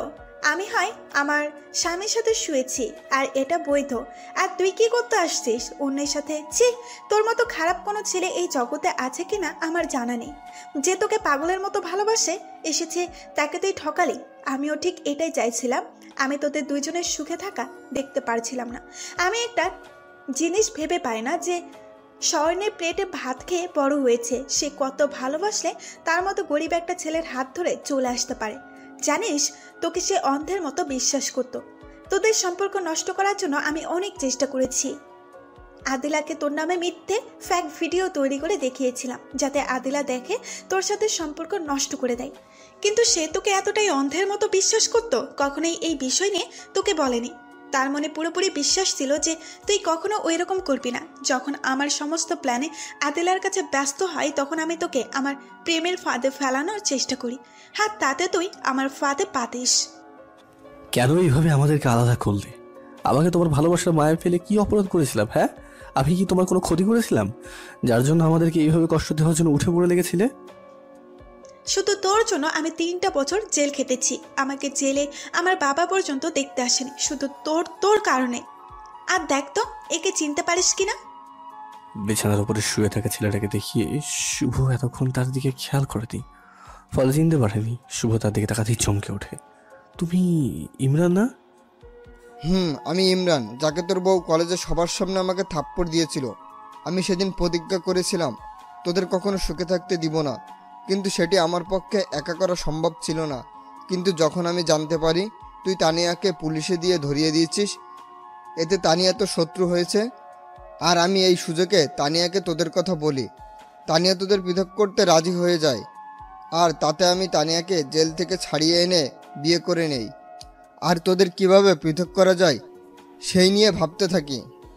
আমি তো তানিয়াকে আগে কখনো দেখিনি, আর তাকে কখনো আমি পুলিশে ধরিয়ে দিলাম। মনে কর, একটু ফ্ল্যাশব্যাক থেকে ঘুরে আয়। শুভ এক রাস্তা দিয়ে যাচ্ছিল, হঠাৎ একটি মেয়েলি কণ্ঠে চিৎকারের আওয়াজ ভেসে আসলো, বাঁচাও বাঁচাও! শুভর সামনে তাকিয়ে দেখে একটা মেয়েকে 3 জনে টেনে নিয়ে যাচ্ছে। শুভ তখন তাদেরকে মেয়েটিকে তাদের হাত থেকে বাঁচায়। আর মেয়েটি ছিল সেই তানজিলা যে প্রথম পর্বে পড়ে এসেছেন। অতঃপর পুলিশ দিয়ে শুভ তাদের 3 জনকে ধরিয়ে দেয়। পুলিশ যখন তাদেরকে মারধর করে, তখন তারা বলে দেয় যে তাদেরকে এই মেয়েটিকে কিডন্যাপ করার জন্য একজন বলেছিল। শালা হারামজাদারা আমার কথা বলে দেয়, তখন পুলিশ আমাকে ধরে নিয়ে যায়। কারণ আমি বিদেশে সুন্দরী মেয়ে প্রচার করি, কোটি কোটি টাকা কামাই করতাম।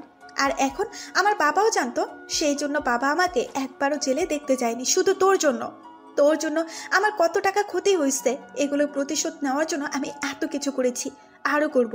তোকে বেঁচে থাকতে দিব না, তোকে তিলে তিলে কষ্ট দিয়ে মারবো। এদিকে তখনই শুভর মোবাইলে একটা মেসেজ আসে।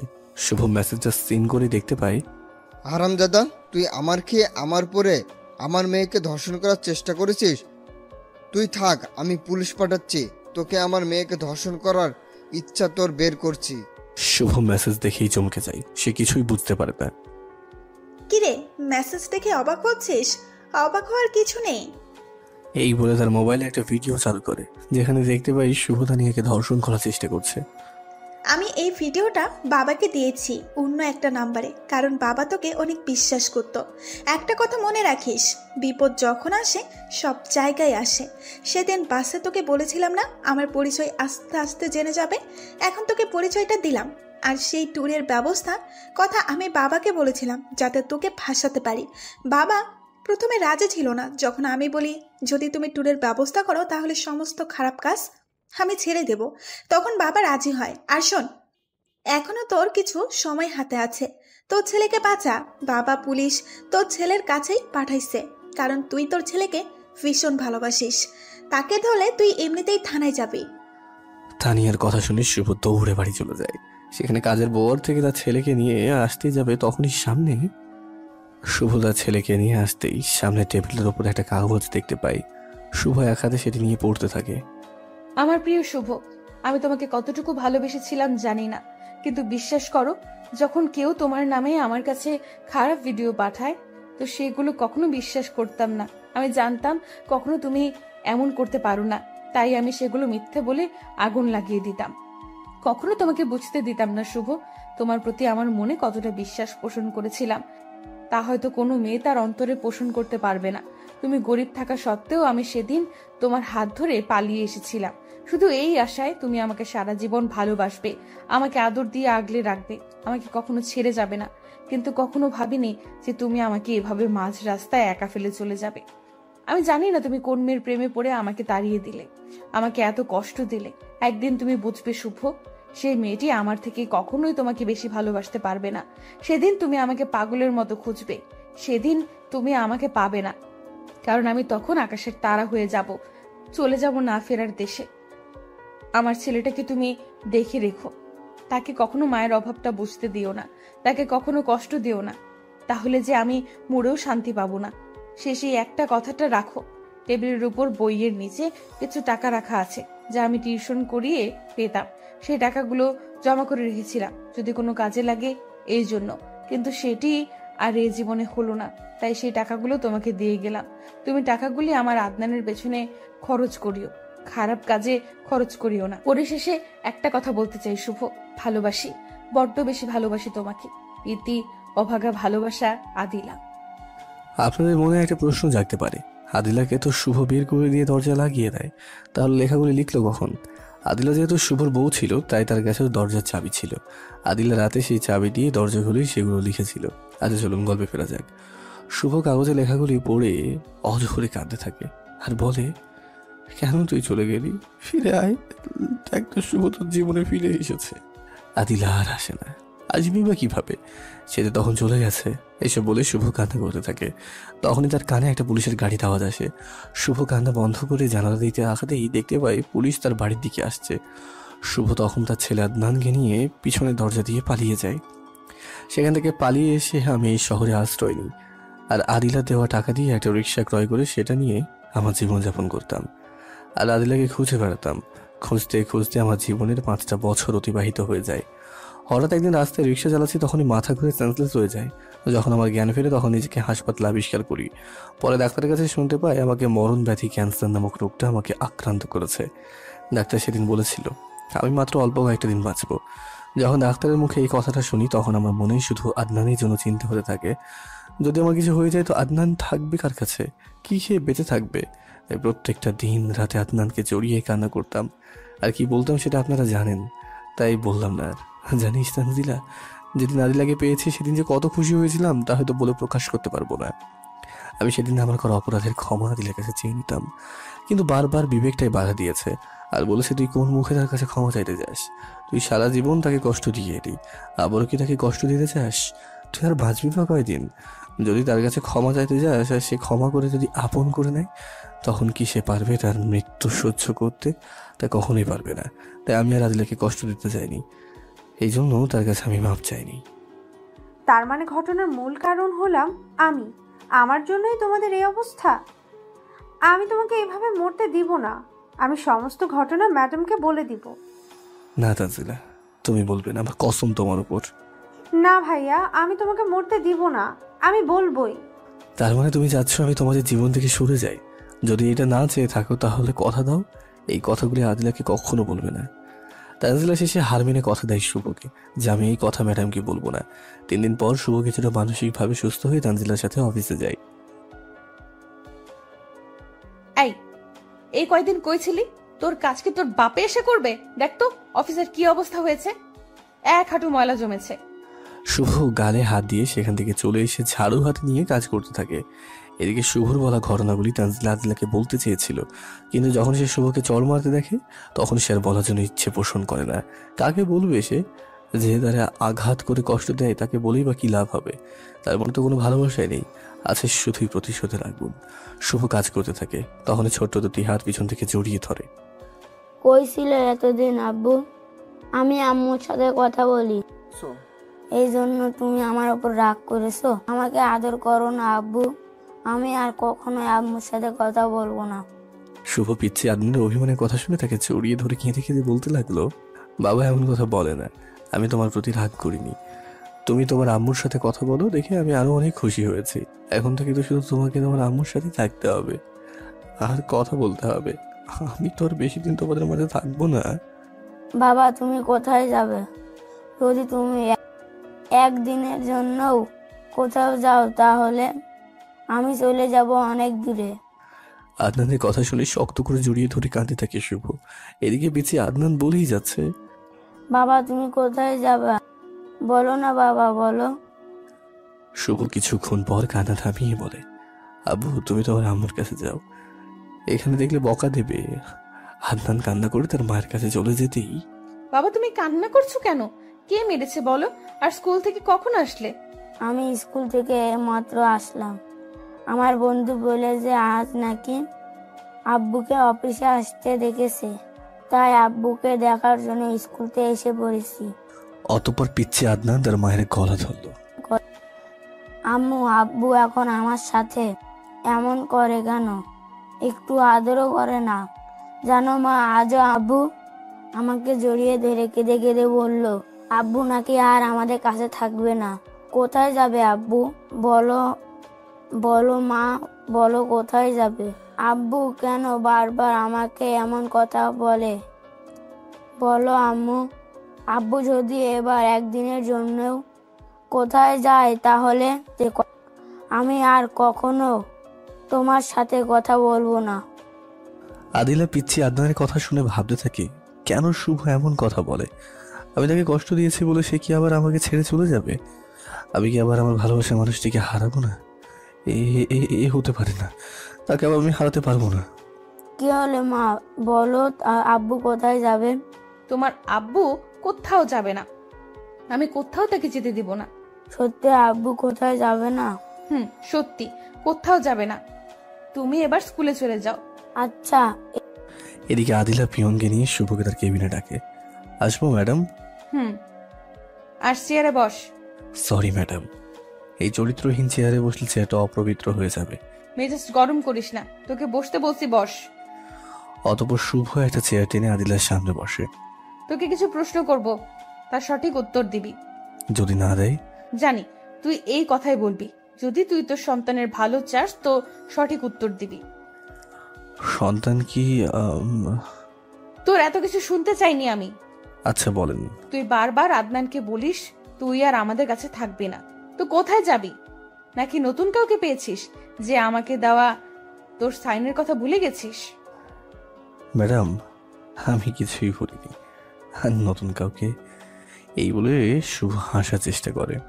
হাসলি কেন? আমি হাসার কিছু বলছি? তোর তো চরিত্রই ওইরকম। জানেনই তো, আর বলে কি লাভ? কি যেন রেগেছেন সেটা বলেন। আচ্ছা তুই আদনানকে এমন কথা কেন বলস যে তুই আর আমাদের কাছে থাকতে পারবি না? বল কই যাবি তুই? চলে যাব অচিন কোনো দেশে, যেখানে থেকে আপনি আর আমাকে দিয়ে গাধার মতো কাজ করাতেও পারবেন না, বা সেখানে থেকে আর আমাকে নিয়ে আসতে পারবেন না, কারণ সেখানে আপনার কোনো ক্ষমতাই থাকবে না। আরেকটা কথা, তোকে যে আমি এত কষ্ট দেই, এত অপমান করি, তবু তুই এখান থেকে যাস না কেন? নাকি সাইন করার সেই পেপারের ভয়? না ম্যাডাম, আমি এই জন্যই থাকি যে মেয়ে আমার একটু ব্যথা সহ্য করতে পারতো না, সে মেয়ে যখন আমার একটা অপরাধের কারণে গাধার মতো কাজ করিয়ে তাকে দেওয়া কষ্টের প্রতিশোধ নিতে চাই, তাহলে আমি কেন পারবো না তার দেওয়া কষ্ট সহ্য করতে, তার একটু আনন্দের কারণ হতে? আমি তো জীবনে কখনো তার মুখে হাসি ফোটাতে পারিনি, শুধু তাকে কষ্টই দিয়ে এসেছি। এখন সে আমাকে কষ্ট দিয়ে আমার জীবন্ত লাশ দেখে যদি একটু আনন্দ পায়, খুশি হয়, তাহলে আমি তার দেওয়া কষ্টগুলি সহ্য করি। শুভর বলা কথাগুলো যেন আদিতার কলিজায় গিয়ে লাগে। আসলেই তো তাকে আমি গাধার মতো কাজ করাই। হয়তো সে একটা ভুল করেছে, তার জন্য কিভাবে আমি তাকে এত কষ্ট দিলাম। আমি এত খারাপ কি করে হলাম? যাকে জীবন থেকে বেশি ভালোবাসি তাকে কি করে এত কষ্ট আমি দিতে পারলাম? এই বিরাট অফিসটার জন্যই কি আমার অন্তরে অহংকার জমে গেছে? এর জন্যই আমি আমার জানটারে কষ্ট দিলাম। আমি এই অফিস আর আমার কাছে রাখবো না। আমার জানুটাকে লিখে দিয়ে আমি তার থেকে আজ মাফ চেয়ে নেব, তাকে আজই আপন করে নিব। আমার জানটাকে আর কষ্ট দেব না। হঠাৎ আদিলার ব্যবহারে ধরন পরিবর্তন হয়ে যায়, সেটি শুভ খেয়াল করে। এমন রহস্যজনক কথা তুমি কোথায় শিখলে শুভ? তুমি তো এমন ছিলে না। সত্যি করে বলো, তুমি কোথায় যাবে? বলো শুভ, বলো, চুপ করে থেকো না, বলো শুভ। শুভ তখন বুঝতে পারে যে আদিলা এখন আর বসের রূপে নেই। মুহূর্তের মধ্যেই তার জান আদিলার রূপ তার মধ্যে এসে গেছে। কিন্তু শুভ সেটি চায় না যে আদিলা আবার তার জীবনে ফিরে আসুক। চায় না তাকে আর কষ্ট দিতে, কারণ সে যার মাত্র কয়েকটা দিনের অতিথি। তাই শুভ বিষয়টি পরিবর্তন করার জন্য বলে, ম্যাডাম, আমি আপনার সমস্ত প্রশ্ন উত্তর দিচ্ছি। এখন আমার কাজ করতে হবে, নয়তো বিনা দোষে থাপ্পড় খেতে হবে। আমি চললাম। এই বলে শুভ কাজে যায়। আদিলা তখন বলে ওঠে, প্লিজ শুভ, তুমি এখান থেকে যেও না। বলে যাও তুমি কোথায় যাবে। আমি তোমাকে কোথাও যেতে দেব না। পরের দিন আদিলা সকালে এসে দেখতে পাই শুভ তার কাজ করছে, কারণ শুভ অফিসেই থাকে বলে। এই শুভ শোনো, এক্ষুনি আমার কেবিনে আসবো। এই বলে আদিলা তার রুমে চলে আসে। কিছুক্ষণ পরে, ম্যাডাম আসবো? আসো, তবে এরপর থেকে কোনো অনুমতি লাগবে না। তুমি নিজের বাসা মনে করে চলাফেরা করবে। তা কি করে হয়? কোথায় আপনার রুম আর কোথায় চরিত্রহীনের আসা যাওয়া, সেটি সম্ভব না। আর কি বললেন, নিজের রুম? চরিত্রহীনের আবার বাসাও থাকে? এখনো এই কথাগুলো মনে রাখছো? কি যেন রেখেছেন সেটা বলুন। আদিলা তখন তার চেয়ার থেকে উঠে কেবিনের দরজাটা লক করে শুভর কাঁধে হাত দেয়। আপনি দরজা বন্ধ করলেন কেন? আমি আবার আপনার কোনো ক্ষতি করতে পারি? তোমার বউকে তুমি যা ইচ্ছে তাই করবে, তবে কার কি? শোনো, আজ থেকে ওই চেয়ারটা তোমার। আদিলা চেয়ার দেখায়। আপনার মাথা খারাপ হয়েছে, আমি আসি। এই বলে উঠতে যাব, তখনই যদি এক পাও আগাও তাহলে ভুলে যাব আমার কোনো ছেলে আছে। আদিলা ভালো করে জানে আদনান তার দুর্বলতা। শুভ থেমে যায়। এই তো গুড বয়, এখন যাও আমার চেয়ারে বসো। যতক্ষণ পর্যন্ত আমি উঠতে না বলবো, যদি এর কোনো এদিক সেদিক হয় তাহলে হবে না। অতঃপর আদিলা শুভকে তার চেয়ারে বসিয়ে রেখে বের হয়ে যায়। অতঃপর 3-4 ঘন্টা পর ফিরে আসে। যাও ফ্রেশ হয়ে আসো, 3-4 ঘন্টা বসে থেকে বোর হয়ে গেছো। অতঃপর শুভ ফ্রেশ হতে চলে যায়। আর ফ্রেশ হয়ে এসে দেখে আদিলা শুভর পছন্দের সমস্ত খাবার বিছিয়ে রেখে শুভর জন্য অপেক্ষা করছে। তা দেখে শুভ বের হতেই যাবে, তখন আদিলা বলল, কই যাও শুভ? আজ থেকে তোমার কোনো কাজ করতে হবে না, তুমি শুধু আমার পাশে বসে থাকবে। আর আমি যখন কাজ করব তখন তুমি আমাকে পাশে বসে হেল্প করবে। এখন আসো, আমার সাথে খাবার খাবে। বহুদিন পর আজ তোমার জন্য নিজ হাতে রান্না করে নিয়ে আসছি।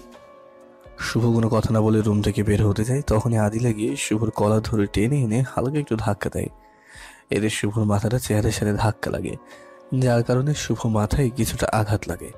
কিন্তু শুভ সেটি আদিলাকে বুঝতে দেয় না। তোর অনেক গিয়ার বেড়ে গেছে, তাই না? তুই যখন কোনো অপরাধ করতি, আমি উল্টো তোর কাছে মাফ চেয়ে রাগ ভাঙাতাম।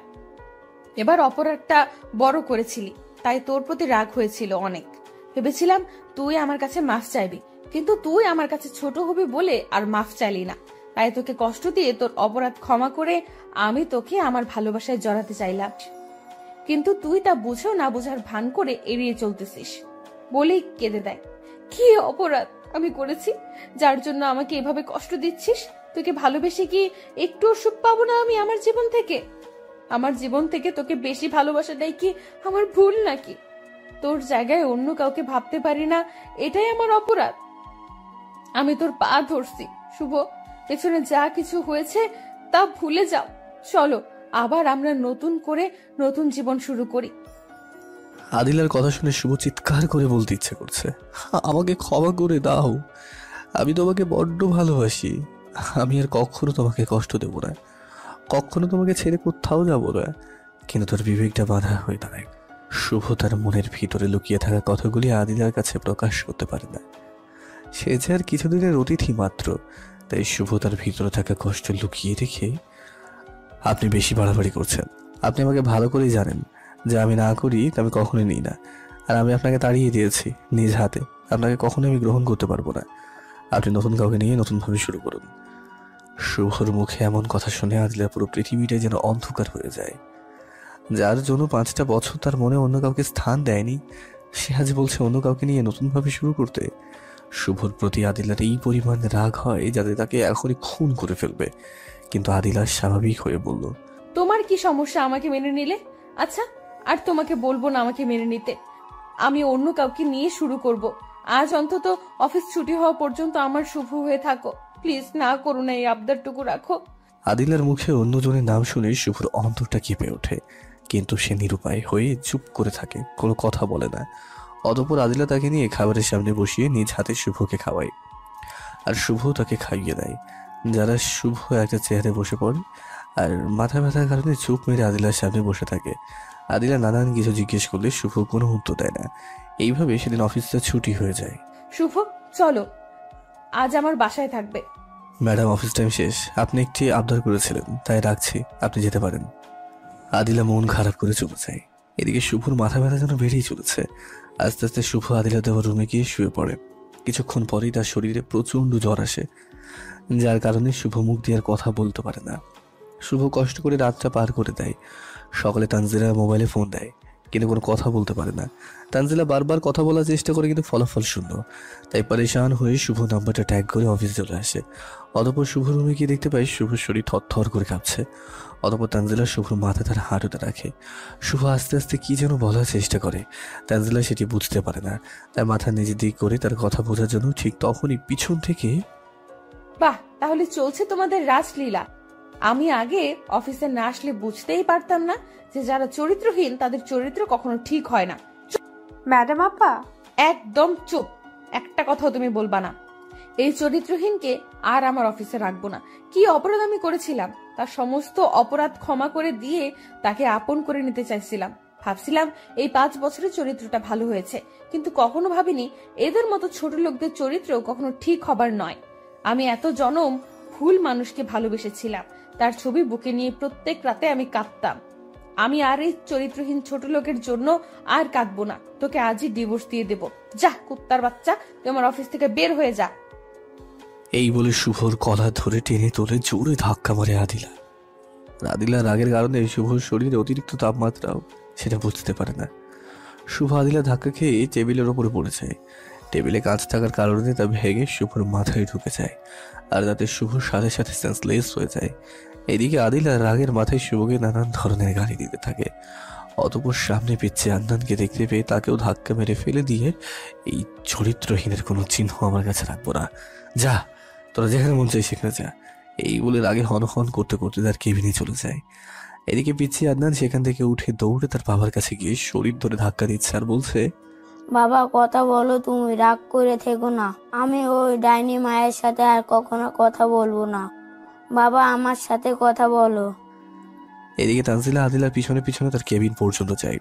আদিলা ঠান্ডা মাথায় বলে, তানজিলা, তুমি জানতে সে বিবাহিত, তাহলে কেন তুমি সেই চরিত্রহীনের খপ্পরে পড়লে? আমি জানি তুমি একটা ভালো মেয়ে।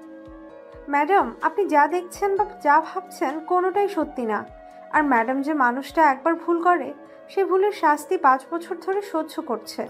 সে মানুষটা দ্বিতীয়বার সে ভুলটা কখনো করতে পারে না। ম্যাডাম আর কি বললেন ভাইয়াকে? ডিপস দিবেন?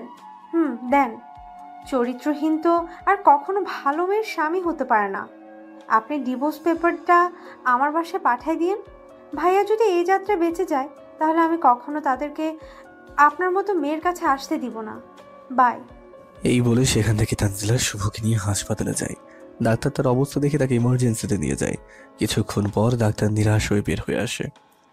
ডাক্তার সাহেব, আমার ভাইয়ের অবস্থা কেমন? সরি ম্যাডাম, আমাদের দ্বারা একে বাঁচানো সম্ভব নয়। আমরা তার মাথায় থাকা কাঁচের টুকরো বের করে ব্যান্ডেজ করে দিয়েছি। এখন আপনি দেখতে পারেন। হ্যাঁ, আর একটা কথা, আপনার ভাইয়ের বাঁচা 5%-এর কম। আর হ্যাঁ, তাকে যদি আজকের মধ্যেই অপারেশন করা যায় তাহলে হয়তো বাঁচাতে পারে, নতুবা না। তানজিলা ভালো হাসপাতালে কোথায় নিয়ে যাবে? ঢাকা শহরে সব থেকে ভালো যেটা সেটাতে নিয়ে এসেছে।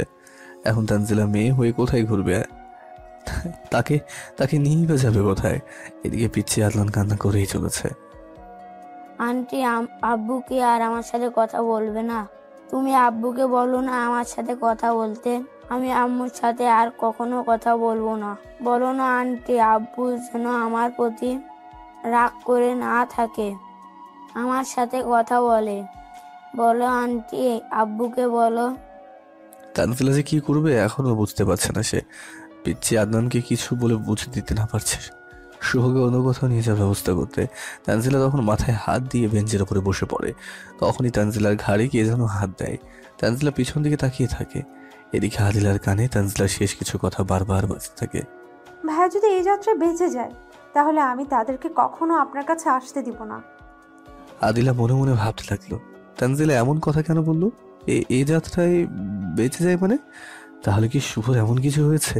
আমি কি রাগের মাথায় কোনো ভুল করে ফেললাম? না, আর ভাবতে পারছি না। এই বলে মাথায় হাত দেয়। কিছুক্ষণ পর আদিলা কি যেন মনে করে শুভর রুমে গিয়ে চমকে ওঠে।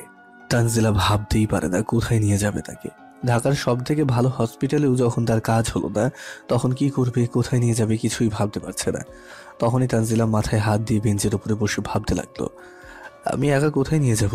নাকি ভাইয়া এভাবেই? না না, এইসব ভাবতে থাকে। তখনই কে যেন পিছন থেকে তানজিলার ঘাড়ে হাত দেয়। তানজিলা মাথা তুলে পিছন দিকে তাকিয়ে দেখতে পায় একটা মেয়ে দাঁড়িয়ে আছে। এভাবে বসে থাকলে কি তোমার ভাইকে বাঁচাতে পারবে? শুনলে না ডাক্তার কি বললো? যদি আজকের মধ্যে অপারেশন করানো যায় তাহলে হয়তো বাঁচানো সম্ভব। আমি একা কি করব? কোথায় নিয়ে যাব? এখন কথা বলার সময় নাই। এই নাও তোমাদের ভিসা, তুমি এখনই তাকে সিঙ্গাপুরে নিয়ে যাও। তুমি কে আপু? আমার ভাইয়ের কঠিন দিনে তুমি ফেরেশতার মতো এসে সাহায্য করছো। আমি কি সেটা তোমার না জানলেও চলবে, তবে এটুকু জেনে রাখো তোমার ভাই আমাকে চেনে আর আমি তোমার ভাইকে। আজ তোমার ভাইয়ের এই অবস্থার জন্য আমি দায়ী। প্লিজ তানজিলা, আর প্রশ্ন করো না, তাড়াতাড়ি নিয়ে যাও। তুমিও আসো আমার সাথে। আমার ওই মুখ নাই যে আমি শুভর সামনে দাঁড়াবো। তুমি একাই যাও। আর হ্যাঁ, যদি তোমার ভাই বেঁচে যায় তাহলে আমার এই চিঠিটা তুমি শুভকে দিও। অতঃপর তানজিলা চিঠি এবং শুভকে নিয়ে সিঙ্গাপুরের উদ্দেশ্যে রওনা হয়। এদিকে আদিলা কি যেন মনে করে শুভ রুমে গিয়ে টেবিলের ওপরে শুভ লেখা ডায়েরি দেখে চমকে ওঠে। কারণ ডায়েরিতে লেখা ছিল, আমার জানেমান আদিল, আমি কথাগুলি কিভাবে লিখবো তা আমার বলার ভাষা নেই। তবুও কিছু ভাঙা ভাঙা কথা লিখে রাখলাম, যা মুখে কখনো তোমাকে বলতে পারবো না। আজ দীর্ঘ 5 বছর পর আমার জানটার সাথে দেখা হলো। আমার শেষ সময়ে সে আমাকে দেখা মাত্রই চরিত্রহীন উপাধি দিল। আসলেই আমি একটা চরিত্রহীন। তারপর আমাকে অনেক কাজ করতে দিল যা একা মানুষের পক্ষে করা সম্ভব না। সে তার কাজের মাধ্যমে আমার করা অপরাধের শাস্তি দিতে যাচ্ছে। আমি তোমার সমস্ত শাস্তি ভালোবাসা মেনে হিসেবে মেনে নেব। তুমি হয়তো মনে মনে ভাবতে, আমি তোমার কাছে ক্ষমা চাইলে আমার মান সম্মান চলে যাবে, তোমার কাছে ছোট হয়ে যাব। এই ভয়ে তোমার কাছে ক্ষমা চাই না। তাহলে ভুল ভাববে আদিলা। তোমার থেকে আমার কাছে আমার মান সম্মান কিছুই না। আমি বারবার তোমার কাছে ক্ষমা চাওয়ার জন্য যেতাম, কিন্তু আমার বিবেকটা বাধা দিত। আমার বিশ্বাস ছিল আমি যতই অপরাধ করি না কেন, তোমার কাছে একবার ক্ষমা চাইলে তুমি আমাকে মাফ করে দেবে, আমাকে আপন করে নেবে। জানো আদিলা, আবার এখানেই ভয় হতো, যদি তুমি আমাকে আমার আপন করে নাও তাহলে তুমি আবার আমার দ্বারা কষ্ট পাবে। আমি তোমাকে না কষ্ট দিতে চাইনি আবারও। তোমাকে যেদিন আমি দাঁড়িয়ে দিয়েছিলাম তার পরের দিন থেকে তোমাকে পাগলের মতো খুঁজতাম। তোমাকে তাড়িয়ে দেওয়া হয়তো আল্লাহ সহ্য করতে পারেনি, তাই আল্লাহ আমাকে মারণ ব্যাধি ক্যান্সার নামক রোগ আমার শরীরে দিয়েছে। সেদিন ডাক্তার দেখিয়েছিলাম, ডাক্তার বলেছে আমি নাকি আর কয়েকটা দিন বাঁচবো। তাই আমি তোমার কাছে কখনো মাপ চাইনি। জানো আদিলা, যখন তুমি আমাকে কষ্ট দিতে আমি অনেক আনন্দে ছিলাম, কারণ তুমি এখন আমাকে ঘৃণা করছো। আর এখন যদি আমার মৃত্যু হয় তাহলে তুমি আর কষ্ট পাবে না। কিন্তু হঠাৎ একদিন তোমার কি জানি হলো, তুমি আবার আমাকে কাছে আনার জন্য তুমি আমার কাছে মাপ চাইলে। আমি সেদিন বড্ড কষ্ট পেয়েছিলাম, কারণ তুমি আবার আমার কারণে কষ্ট পাবে। তাই তোমাকে আমি এড়িয়ে চলতাম। আদিলা, আমি যে অপরাধগুলি করেছি তা হয়তো ক্ষমার অযোগ্য, কিন্তু তোমার কাছে শেষ সময় হাত জোর করে ক্ষমা চাচ্ছি। আদিলা, এই চরিত্রহীনটাকে ক্ষমা করে দিও। সারা জীবন তোমাকে আমার জন্য কাঁদতে হয়েছে। তোমার এই কষ্টগুলো মনে রেখো না, তাহলে আল্লাহ আমাকে মাফ করবে না। প্লিজ তুমি আমাকে মন থেকে ক্ষমা করে দিও। জানি না তুমি এই ডায়েরিটা কোনোদিন পড়বে কিনা।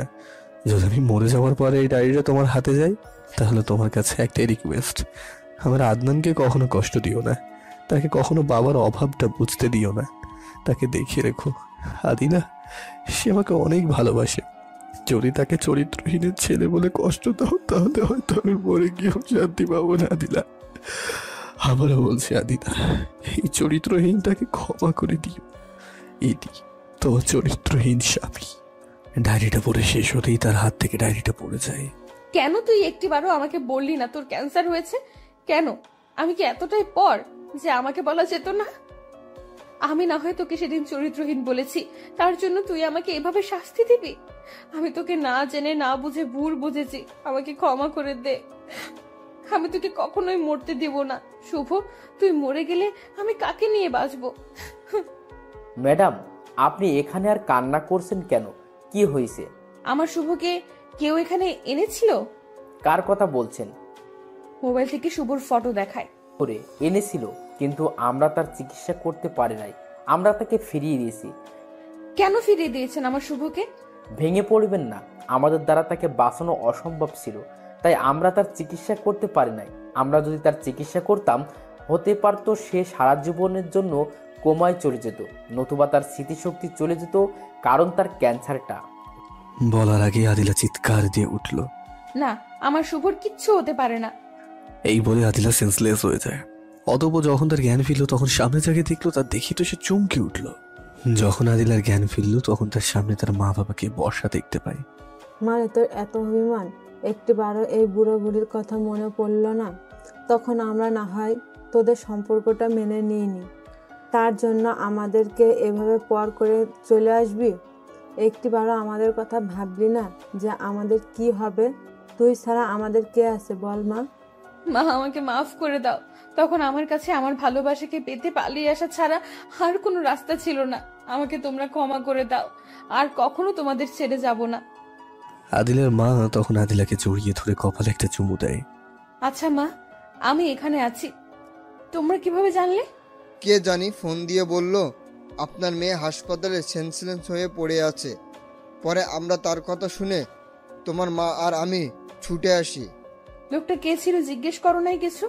কয়েকবার ফোন দিয়েছি, বন্ধ বলছে, আর পরে ফোন দেয়নি। আমার মেয়ে তো পাইছি, তাই আর তার কথা মনে নেই। আদিলা তখন হঠাৎ করে শুভর কথা মনে পড়ে যায়। আরে, এই দেশে শুভ শুভ বলে চিৎকার করতে থাকে। আমার শুভ কই? আমি শুভর কাছে যাব। তোর ওটা চিন্তা করতে হবে না, তুই এখন অসুস্থ, সুস্থ হ, তারপর তোকে নিয়ে যাব। আমি একদম সুস্থ, আমাকে নিয়ে চলো। কোথায় আছে আমার শুভ? জানো মা, আমি তাকে না বুঝে অনেক কষ্ট দিয়েছি। সে কি আমাকে মাফ করবে? যদি মাফ না করে মা, তাহলে নিজেকে আমি ক্ষমা করতে পারবো না মা। আমি নিজেকে শেষ করে দিব। এমন কথা বলিস না মা, ধৈর্য ধর মা, সব ঠিক হয়ে যাবে। এখন চল জামাইয়ের কাছে যাই। এখানে প্রশ্ন উঠতে পারে, শুভর কথা আদিলার বাবা মা কেমন করে জানে? তাদেরকে সেই আগন্তুক ব্যক্তিটাই বলেছে। অতঃপর তারা সিঙ্গাপুরের উদ্দেশ্যে রওনা হয়। এদিকে তানজিলা পৌঁছে শুভকে নিয়ে হসপিটালে আসে। সেখানে ডাক্তাররা শুভর অবস্থা দেখে বড় বড় কয়েকজন ডাক্তারের পরামর্শ করে তার চিকিৎসা শুরু করে দেয়। তানজিলা বসে বসে ভাবতে থাকে কি থেকে যে কি হয়ে গেল। কে সেই মেয়েটা? তখনই পিচ্ছে আদিনার কথা শুনে তানজিলার ধ্যানটা ভেঙে যায়। আন্টি, আমার আব্বুর কি হয়েছে? আমার আব্বু কি আর আমার সাথে কথা বলবে না? বলো না আন্টি, আমার আব্বু কি আমার সাথে কথা বলতে, আমার সাথে রাগ না করে থাকতে? আমি আর আম্মুর সাথে কখনো কথা বলবো না। আদনানের কথা শুনে তানজিলা কান্না করে দেয়। কি বলবে তাকে? তো কেন? কি হলো আন্টি, তুমি কান্না করছো কেন? তুমি আল্লাহর কাছে বলো, আল্লাহ যেন তোমার আব্বুকে তাড়াতাড়ি ভালো করে দেয়। তোমার আব্বু ভালো হলেই তোমার সাথে কথা বলবে। এইভাবে তানজিলা পিচ্ছে আদনানের সাথে বসে বসে গল্প করছে। কিছুক্ষণ পরেই হাসপাতালে আদিলা ও তার বাবা মা চলে আসে। আদনান সেটি দেখতে পেয়ে চিৎকার করে বলতে থাকে, আন্টি, তুমি উনাকে তাড়িয়ে দাও, আমার আব্বুকে মেরে ফেলবে। উনাকে চলে যেতে বলো। এমন করে না, উনি তোমার মা হয়। না, উনি আমার মা নয়। আমার মা মারা গেছে। যে আমার বাবাকে মারে, কষ্ট দেয়, আমার থেকে আমার বাবাকে দূরে সরিয়ে দেয়, সে আমার মা কখনো হতে পারে না। তুমি ওনাকে চলে যেতে বলো আন্টি, চলে যেতে বলো। আদিলা তার ছেলের বুক ভরা অভিমানের কথা শুনতে পেয়ে আদনানকে জড়িয়ে ধরে বলে, বাবা, তুই আমাকে ক্ষমা করে দে। আমি অন্যায় করেছি, আমাকে মাফ করে দে। আর কখনোই তোর বাবাকে কষ্ট দিব না, তোকে কখনোই তার থেকে আলাদা করব না। এইবারের মতো আমাকে মাফ করে দে। না, তুমি আমার বাবাকে ডাকবে না, আমি তোমার কিছুই না। তুমি আমাকে ছেড়ে দাও আর এখান থেকে চলে যাও। আদিলা তার ছেলের কথা শুনে শক্ত করে জড়িয়ে ধরে। এতে আদনান কিছুটা ঠান্ডা হয়। আস্তে আস্তে কান্না থামিয়ে আদিলার কোলে আদনান ঘুমিয়ে যায়। ম্যাডাম, দেখতে আসছেন ভাইয়া বেঁচে আছে না মরে গেছে? আপনার কাছে হাত জোর করে বলছি, ভাইয়াকে আদনানের থেকে কেড়ে নিয়েন না। আমার চরিত্রহীন ভাইটাকে কখনো আপনি দেখবেন না। আমি তাকে আপনার দৃষ্টিসীমার বাহিরে পাঠাবো। প্লিজ, তবুও আপনি তাকে কিছু করিয়েন না। আমাকে ক্ষমা করে দাও, আমি বুঝতে পারি নাই, আমি তোমাকে না বুঝে অপবাদ দিছি। প্লিজ তানজিলা, ক্ষমা করে দাও। এই কি করছেন ম্যাডাম? যার কাছে ভুল করছেন তার কাছে ক্ষমা চান। আমি কিছু মনে করিনি। আপনার জায়গায় আমি থাকলে হয়তো এমনই করতাম। তবে ম্যাডাম, রাগের মাথায় এমন কিছু করবেন না যার জন্য চিরজীবনের জন্য আফসোস করতে হয়। পরে তারা আরো কিছুক্ষণ কথা বলে ডাক্তার বের হওয়ার অপেক্ষা করে। বেশ কিছুক্ষণ পর ডাক্তার বের হয়ে আসলে সবাই ডাক্তারকে ঘিরে ধরে আর বলে, রোগীর কেমন অবস্থা এখন? তাদের কথা শুনে ডাক্তার মুখটা কালো করে মাথা নিচু করে ফেলে। Operation success. তবে তবে কি ডাক্তার? দেখেন, ধৈর্য আর হবেন না। রোগী মাথায় যে আঘাত পেয়েছে, হতে পারে এর কারণে সে কোমায় চলে যেতে পারে, স্মৃতিশক্তিও হারাতে পারে। এখন আল্লাহ পাকের ইচ্ছা, আপনারা আল্লাহর কাছে দোয়া করতে থাকেন। আমরা কি এখন রোগীর সাথে সাক্ষাৎ করতে পারবো? না, রোগীর জ্ঞান না ফেরা পর্যন্ত দেখা সাক্ষাৎ করতে পারবেন না। রোগীর জ্ঞান কখন ফিরবে?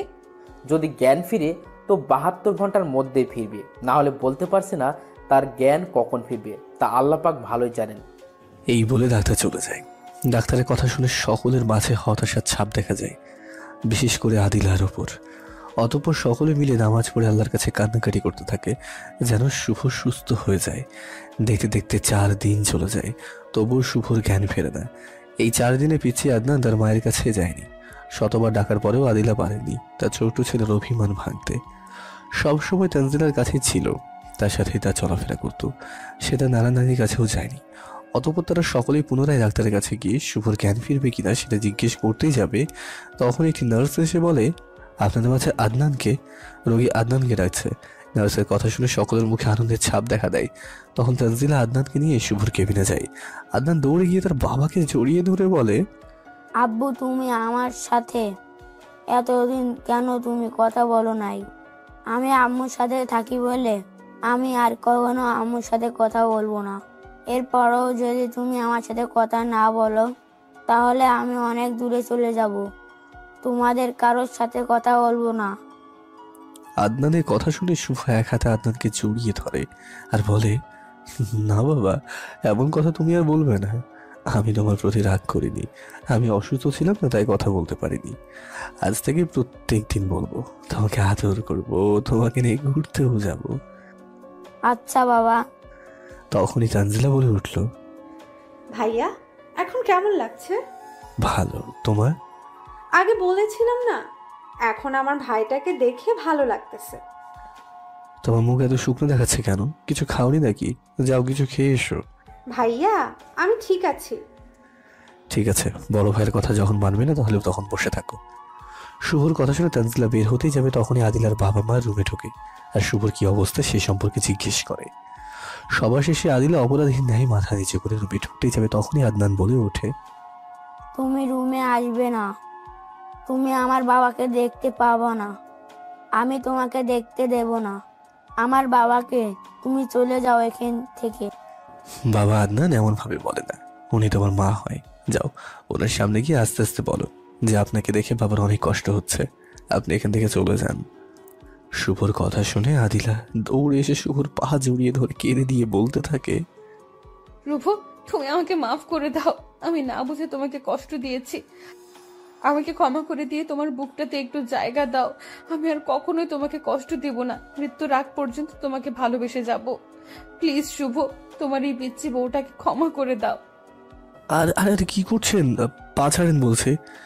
আমাকে ক্ষমা করে দাও, তাহলে তোমার পা ছেড়ে দেব। পা ছেড়ে আমার কাছে আসেন। যেহেতু শুভ শুয়েছিল, অতঃপর আদিলা শুভর কাছে গিয়ে দাঁড়ায়। শুভ সকলকে উদ্দেশ্য করে বলে, আপনারা সকলে কি কিছু খেয়ে আসেন, আমার কথা চিন্তা করতে হবে না, আমি এখন ভালো আছি। শুভ বুঝতে পারে তার জন্য হয়তো চিন্তা করে খাওয়া দাওয়া কিছুই করেনি সবাই। পরে আদিলার মা বাবা আর তানজিলা চলে গেল, আদিলা আর আদনান ছাড়া। আরে আপনি জান না কেন? এইভাবে আমাকে পর করে দিও না শুভ, আমাকে মেরে ফেলো, তবুও আমাকে এইভাবে অবহেলা করো না। আমি না বুঝে ভুল করেছি, তোমাকে আমি বুঝতে পারিনি, তোমাকে কষ্ট দিয়েছি, তার জন্য আমাকে এমন শাস্তি দিও না। আমার অপরাধের কারণে তুমি আমাকে যে শাস্তি দেবে আমি মাথা পেতে নেব, কিন্তু তোমার থেকে পৃথক হতে পারবো না। আচ্ছা এখন যান, আমার ক্ষুধা লাগছে, আমার জন্য খাবার নিয়ে আসেন। আদিলা তখন দৌড়ে চলে যায়। কিছুক্ষণ পর খাবার নিয়ে আসে। প্লেটটা আদনানের হাতে দেন। আদিলা প্লেটটা আদনানের হাতে দিল। আব্বু, তখন আম্মুকে এগুলো খাইয়ে দাও। আদনান সেই খাবার তার মায়ের মুখে তুলে দেয়। আদিলা এক লোকমা মুখে নিয়ে শুভকে জড়িয়ে ধরে খেতে দেয়। পাগলিটা আমার, কাঁদছে কেন? আমাকে ক্ষমা করে দিছো তো? আমার পিচ্ছি বউটার উপর কি অভিমান করে থাকতে পারি? আমি যে তাকে অনেক ভালোবাসি, কি করে তার কষ্ট সহ্য করবো বলো তো? আমি কি আমার পিচ্ছি বউটাকে কষ্ট দিতে পারি? তার উপর অভিমান করে কি থাকতে পারি? আমি যে তাকে বড্ড ভালোবাসি। তুমি আমাকে কচু ভালোবাসো। যদি আমাকে তুমি ভালোবাসতা তাহলে আমার সাথে তোমার এত বড় একটা রোগ গোপন করতে পারতে না। আমি চাইনি তোমাকে আবারও কষ্ট দিতে, তাই বলিনি। তুমি কি মনে করেছিলে তুমি আমাকে ছেড়ে চলে গেলে আমি সুখে থাকতাম? তুমি বলো আমাকে, তোমাকে ছাড়া আমি কিভাবে সুখে থাকবো? তুমি যে আমার একমাত্র সুখ। আর কখনো এমন করবে না তো বলো? আমাকে কথা দাও শুভ, আর একবার যদি এমন করো তাহলে এবার আমি সত্যি দুনিয়া ছেড়ে চলে যাব, কারো বাধা মানবো না। আর কখনো এমনটা করবো না। আমার পাগলিটা কি সব সময় মনের কথা খুলে বলবো। এবার খুশি তো? আচ্ছা আদিলা, তখন তুমি বললে আমি কিছু বললে সত্যি এবার তুমি দুনিয়া ছেড়ে চলে যাবে, তাহলে কি কখনো আমার জন্য দুনিয়া ছাড়তে চেয়েছিলে? কি? কখন? সেদিন যখন তুমি মাঝরাতে আমাকে ঘর থেকে বের করে দিয়েছিলে তখন আমার মাথায় কোনো কাজ করতেছিল না। কোথায় যাব আমি, তাও একটা মেয়ে হয়ে? আমি তো বাড়ি যেতে পারবো না, কারণ সেখান থেকে যে তোমার হাত ধরে পালিয়ে এসেছি। সেদিন যদি আমি বাড়িতে যেতাম তাহলে তুমি আমার মা বাবার চোখে খারাপ হয়ে যেতে। আমি চাইনি তোমাকে তাদের চোখে খারাপ বানাতে। তুমি খারাপ হলেও আমার, ভালো হলেও আমার। তাই সেদিন কোনো রাস্তা না পেয়ে তোমার রুমে চিঠি দিয়ে মরার জন্য মাঝ রাস্তায় দাঁড়িয়ে থাকি। হঠাৎ একটি গাড়ি আসে, তখন আমি মাঝ রাস্তায় চোখ বন্ধ করে শুয়ে পড়ি। কিছুক্ষণ পর আমি খেয়াল করি যে আমি এখনো বেঁচে আছি, আমার উপর দিয়ে গাড়ি যায়নি। পরে চোখ খুলে তাকাতেই দেখতে পাই আমার সামনে অপরিচিত বাবার বয়সী লোক রাগী চোখে দাঁড়িয়ে আছে। লোকটাকে দেখে উঠে যাই, তখনই ঠাস ঠাস করে দুটো চড় মেরে আমাকে মরার কারণ জিজ্ঞেস করে। আমি শুরু থেকে শেষ পর্যন্ত বলি। পরে লোকটি, মা তুই যদি কিছু না মনে করিস তাহলে তোকে আমি আমার মেয়ে বানিয়ে নিয়ে যাব। তোকে মরতে হবে না, আবার নতুন করে শুরু করবি। যাবি কি আমার সাথে? জানিস মা, তোর মতোই আমার একটা মেয়ে ছিল। সে একটা ছেলেকে অনেক ভালোবাসতো, কিন্তু ছেলেটা তাকে ধোকা দেয়। আমার সরল সোজা মেয়েটি সেই ধোকা সহ্য করতে না পেরে আত্মহত্যা করে। যাবি মা আমার সাথে আমার মেয়ে হয়ে? কি বললি? আরেকবার ডাক মা। পরে আস্তে আস্তে আমি বাবার অফিসের সমস্ত কাজ শিখে ফেললাম। তখন বাবা আমার হাতেই অফিসের দায়িত্ব দিয়ে দেয়। এভাবেই আমার নতুন জীবন শুরু হয়। কিন্তু বিশ্বাস করো, তোমাকে যতবারই ভুলার চেষ্টা করছি ততবারই তোমার এক একটা স্মৃতি আমাকে তোমার মায়ে জড়িয়ে তোমাকে ভুলতে দেয়নি। তাই প্রত্যেক দিন রাতে তোমার ছবি বুকে নিয়ে কান্না করতাম। কোন দিন তুমি আমার বুকে ফিরে আসবে, আমাকে বলবে আদিলা আমি ভুল করেছি, আমাকে তুমি ক্ষমা করে দাও, আমাকে আবার একটু তোমাকে ভালোবাসার সুযোগ দাও, এই বলে কান্না করতাম। তখন বাবা এসে আমাকে সান্ত্বনা দিত, কিন্তু সেটি আর বেশি দিন থাকেনি। হঠাৎ একদিন বাবার হার্ট অ্যাটাক হয়, তখনই তিনি মারা যায়। এরপরে আমি একা হয়ে যাই, প্রতিনিয়ত তোমাকে খুঁজতে থাকি। আমি তোমাকে অনেক কষ্ট দিয়ে ফেলেছি, তাই না? আমাকে তুমি মাফ করে দাও। তোমার সমস্ত অপরাধ আমি মাফ করে দিছি, আমাকেও তুমি মাফ করে দাও। আর কখনো আমাকে ছেড়ে যেও না। আর কখনো ছেড়ে যাবো না। মরার আগের মুহূর্ত অবধি তোমাকে ভালোবেসে যাব। তখন আদিলা শুভকে শক্ত করে জড়িয়ে ধরে। তখন আদনান বলে ওঠে, আব্বু তোমাকে উনি জড়িয়ে ধরছে কেন? ছেড়ে দিতে বলো না, না হলে আমি কিন্তু তোমার সাথে কথা বলবো না। বাবা সে তোমার মা, আমাকে তো জড়িয়ে ধরবেই। না, ইনি আমার মা না। যে তোমাকে আমার সামনে কষ্টও দেয় সে কখনো আমার মা হতে পারে না। উনাকে চলে যেতে বলো, আমি আমার জন্য আর একটি মা নিয়ে আসবো। আদিলা যাও, তোমার ছেলের অভিমানটা ভেঙে তারপর আসো। আদিলা শুভকে ছেড়ে দিয়ে আদনানের কাছে আসে আর বলে, বাবা আমাকে মাফ করে দাও, এই যে কান ধরছি, আর কখনো তোমার বাবাকে কষ্ট দেব না, মাফ করে দাও আমাকে। না, আমি তোমাকে মাফ করবো না। শুভ, তোমার ছেলেকে বলো যেন আমাকে মাফ করে। সে কখনোই আমার কথা শুনবে না। তুমি বললে আমাকে মাফ করবে। আব্বু, তুমি তোর আম্মুকে মাফ করে দাও। আচ্ছা, এইবারের মতো মাফ করলাম, বাবা বললো বলে। অতঃপর আদিলা আদনানকে চড়িয়ে ধরে কপালে একটা চুমু দিয়ে মনে মনে বলে, সে তার বাবাটাও যেমন যদি ছেলেটারও বানায়, আমি কি করবো এই দুইটারে যেদি? হ্যাঁ, এই দুইটা তো আমার জীবনের 12টা বাজিয়ে দেবে। এইভাবে কিছুদিন চলে যায়। শুভকেও ডাক্তাররা রিলিজ দেয়। তারা সকলেই শুভকে নিয়ে সিঙ্গাপুর থেকে ঢাকায় চলে আসে। চল সবাই আমাদের বাসায়। চল মা, যাবি না নাকি অভিমান করে থাকবি? না, চলো। তখন তানজিলা বলে উঠল, আপনারা যান, আমি যেতে পারবো না। আমার 2 দিন পর হবু স্বামী আসবে আমাকে নিতে। তোমরা যাও। আর এই নাও একটা চিঠি। শুভর হাতে দেয়। কিসের চিঠি আর কে দিয়েছে? জানি না ভাইয়া, মেয়েটাকে চিনি না। সে তোমাকে সিঙ্গাপুর নিয়ে যাওয়ার ব্যবস্থা করেছে। তার মানে আদিলা আমাকে সেখানে নিয়ে যায়নি, নিয়ে গেছে অন্য কেউ। ম্যাডাম তো পড়ে গেছে। অতঃপর শুভ চিঠি খুলেই অবাক। শুভ কি তাহলে আবার আদিলাকে ভুল বুঝবে, কষ্ট দেবে তাকে, নাকি মেনে নেবে? শুভ চিঠি খুলে পড়তে থাকে। আমি তোমার কাছে কিভাবে ক্ষমা চাইবো সেটা হয়তো জানি না, আর কি বা করলেই তুমি আমাকে ক্ষমা করবে আমি জানি না। আমি যে অপরাধ করেছি তার হয়তো ক্ষমা নেই, কিন্তু তোমার কাছে বড় একটা আশা নিয়ে ক্ষমা চাচ্ছি যে তুমি আমাকে মাফ করে দিবে। শুভ, এই খারাপ মেয়েটাকে মাফ করে দিও। আমি তোমার পা ধরেই ক্ষমা চাইতাম, কিন্তু যে অপরাধ আমি করেছি তার জন্য তোমার সামনে যেতে আমার লজ্জা করে। শুভ, তুমি যদি আমাকে মাফ না করো তাহলে হয়তো আল্লাহ আমাকে মাফ করবে। আমি মরলেও শান্তি পাবো না। আমি তোমার কাছে হাত জোর করে ক্ষমা চাচ্ছি, তুমি আমাকে মাফ করে দিও। সেদিন তুমি যখন আমার সামনে, আমি তোমার শত্রু জানা থাকার সত্ত্বেও তুমি আমার কলিজার টুকরো মেয়েটাকে অ্যাক্সিডেন্টের হাত থেকে বাঁচিয়েছিলে, সেদিন নিজের উপর কতটা ঘৃণ্য হচ্ছিল আমি তোমাকে বলতে পারবো না। অতঃপর যখন মেয়েটাকে আমার হাতে দিয়ে কোথায় চলে গেলে আর তোমাকে খুঁজে পাইনি, সেদিনের পর থেকে তোমার কাছে ক্ষমা চাওয়ার জন্য তোমাকে পাগলের মতো খুঁজে বেড়াতাম। কোথাও তোমার সন্ধান পেতাম না। হঠাৎ একদিন তোমাকে হাসপাতালে দেখতে পাই। কিসের জন্য যেন এসেছিলাম। তুমি চলে যাবার পর আমি ডাক্তারের সাথে কথা বলে জানতে পারি তোমার ক্যান্সার, বাঁচার সম্ভাবনা খুবই কম। সেদিনে আমি তোমার জন্য সিঙ্গাপুরের টিকিট কাটি, তোমাকে সেখানে নিয়ে তোমার চিকিৎসা করাবো বলে। অতঃপর ডাক্তারের থেকে এসে তোমাকে ফ্লো করে তোমার ঠিকানা জেনে যাই। বিশ্বাস করো, আমি তোমার সমস্যার কথা আদিলাকে বলতে চেয়েছিলাম, কিন্তু কিছু সমস্যার কারণে আসতে পারি নাই। সেদিন তোমার কথা আদিলাকে বলতে এসেছিলাম, কিন্তু তখন দেখি তোমাকে হাসপাতালে নিয়ে যাচ্ছে, তাই আর বলা হয়ে ওঠেনি। পরে আমি হাসপাতালে যাই, এরপর কি হয়েছে তা আপনারা জানেন, তাই আর বললাম না। আমি এতটুকু একটা কাজ করেছি শুধু তোমার থেকে ক্ষমা পাওয়ার আশায়। আমাকে মাফ করে দিও শুভ। ইতি, খারাপ মেয়ে তানিয়া।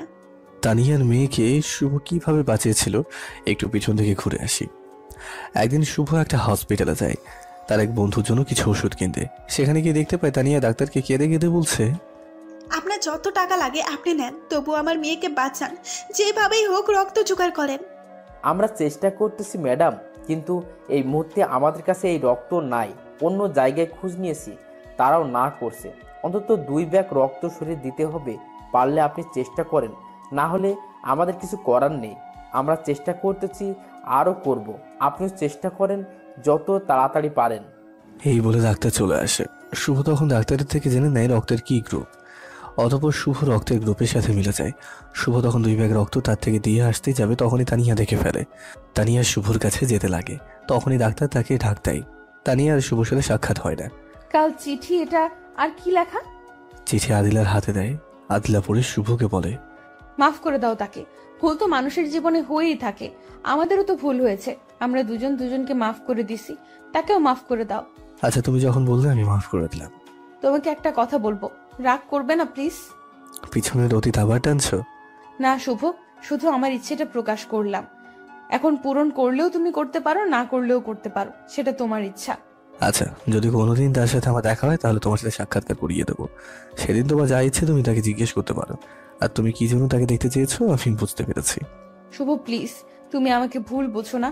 আর কোনোদিন তাকে দেখার চেষ্টা করবে না, তাকে দেখবও না কখনো। আমাকে মাফ করে দাও প্লিজ। আরে পাগলি, মাপ চাওয়ার কি আছে? আমি জানি তুমি আমার উপর রাগ করছো। তুমি ভাবছো আমি তোমাকে সন্দেহ করছি। আমি আমার ভালোবাসার কসম দিয়ে বলছি, আমি তোমাকে সন্দেহ করি নাই। ধুর পাগলি, আমি জানি তুমি কখনো আমাকে সন্দেহ করবে না। গাড়িতে চলো, গাড়ি আমাদের জন্য অপেক্ষা করছে। অতঃপর তারা সকলে গাড়িতে উঠলো, তানজিলা ছাড়া। গাড়িতে আপন গতিতে চলতে থাকে। একসময় গাড়ি তাদের গন্তব্যে এসে দাঁড়ায়। গাড়ি থেকে একে একে নামতেই পিছন দিকে কে যেন আদিলার ঘাড়ে হাত দেয়, আর তাদের সে চমকে ওঠে। সে তো পিছন দিকে তাকাতেই অবাক। মায়া, তুই? এই বলে আদিলা মায়াকে জড়িয়ে ধরে। তুই আমার বেস্ট ফ্রেন্ড হয়ে এভাবে ভুলে যাবি কখনোই ভাবতে পারি নাই। তুই আমার জন্যই তোর ভালোবাসার মানুষটাকে আপন করে পেয়েছিস, আর আমাকে ভুলে গেছোস।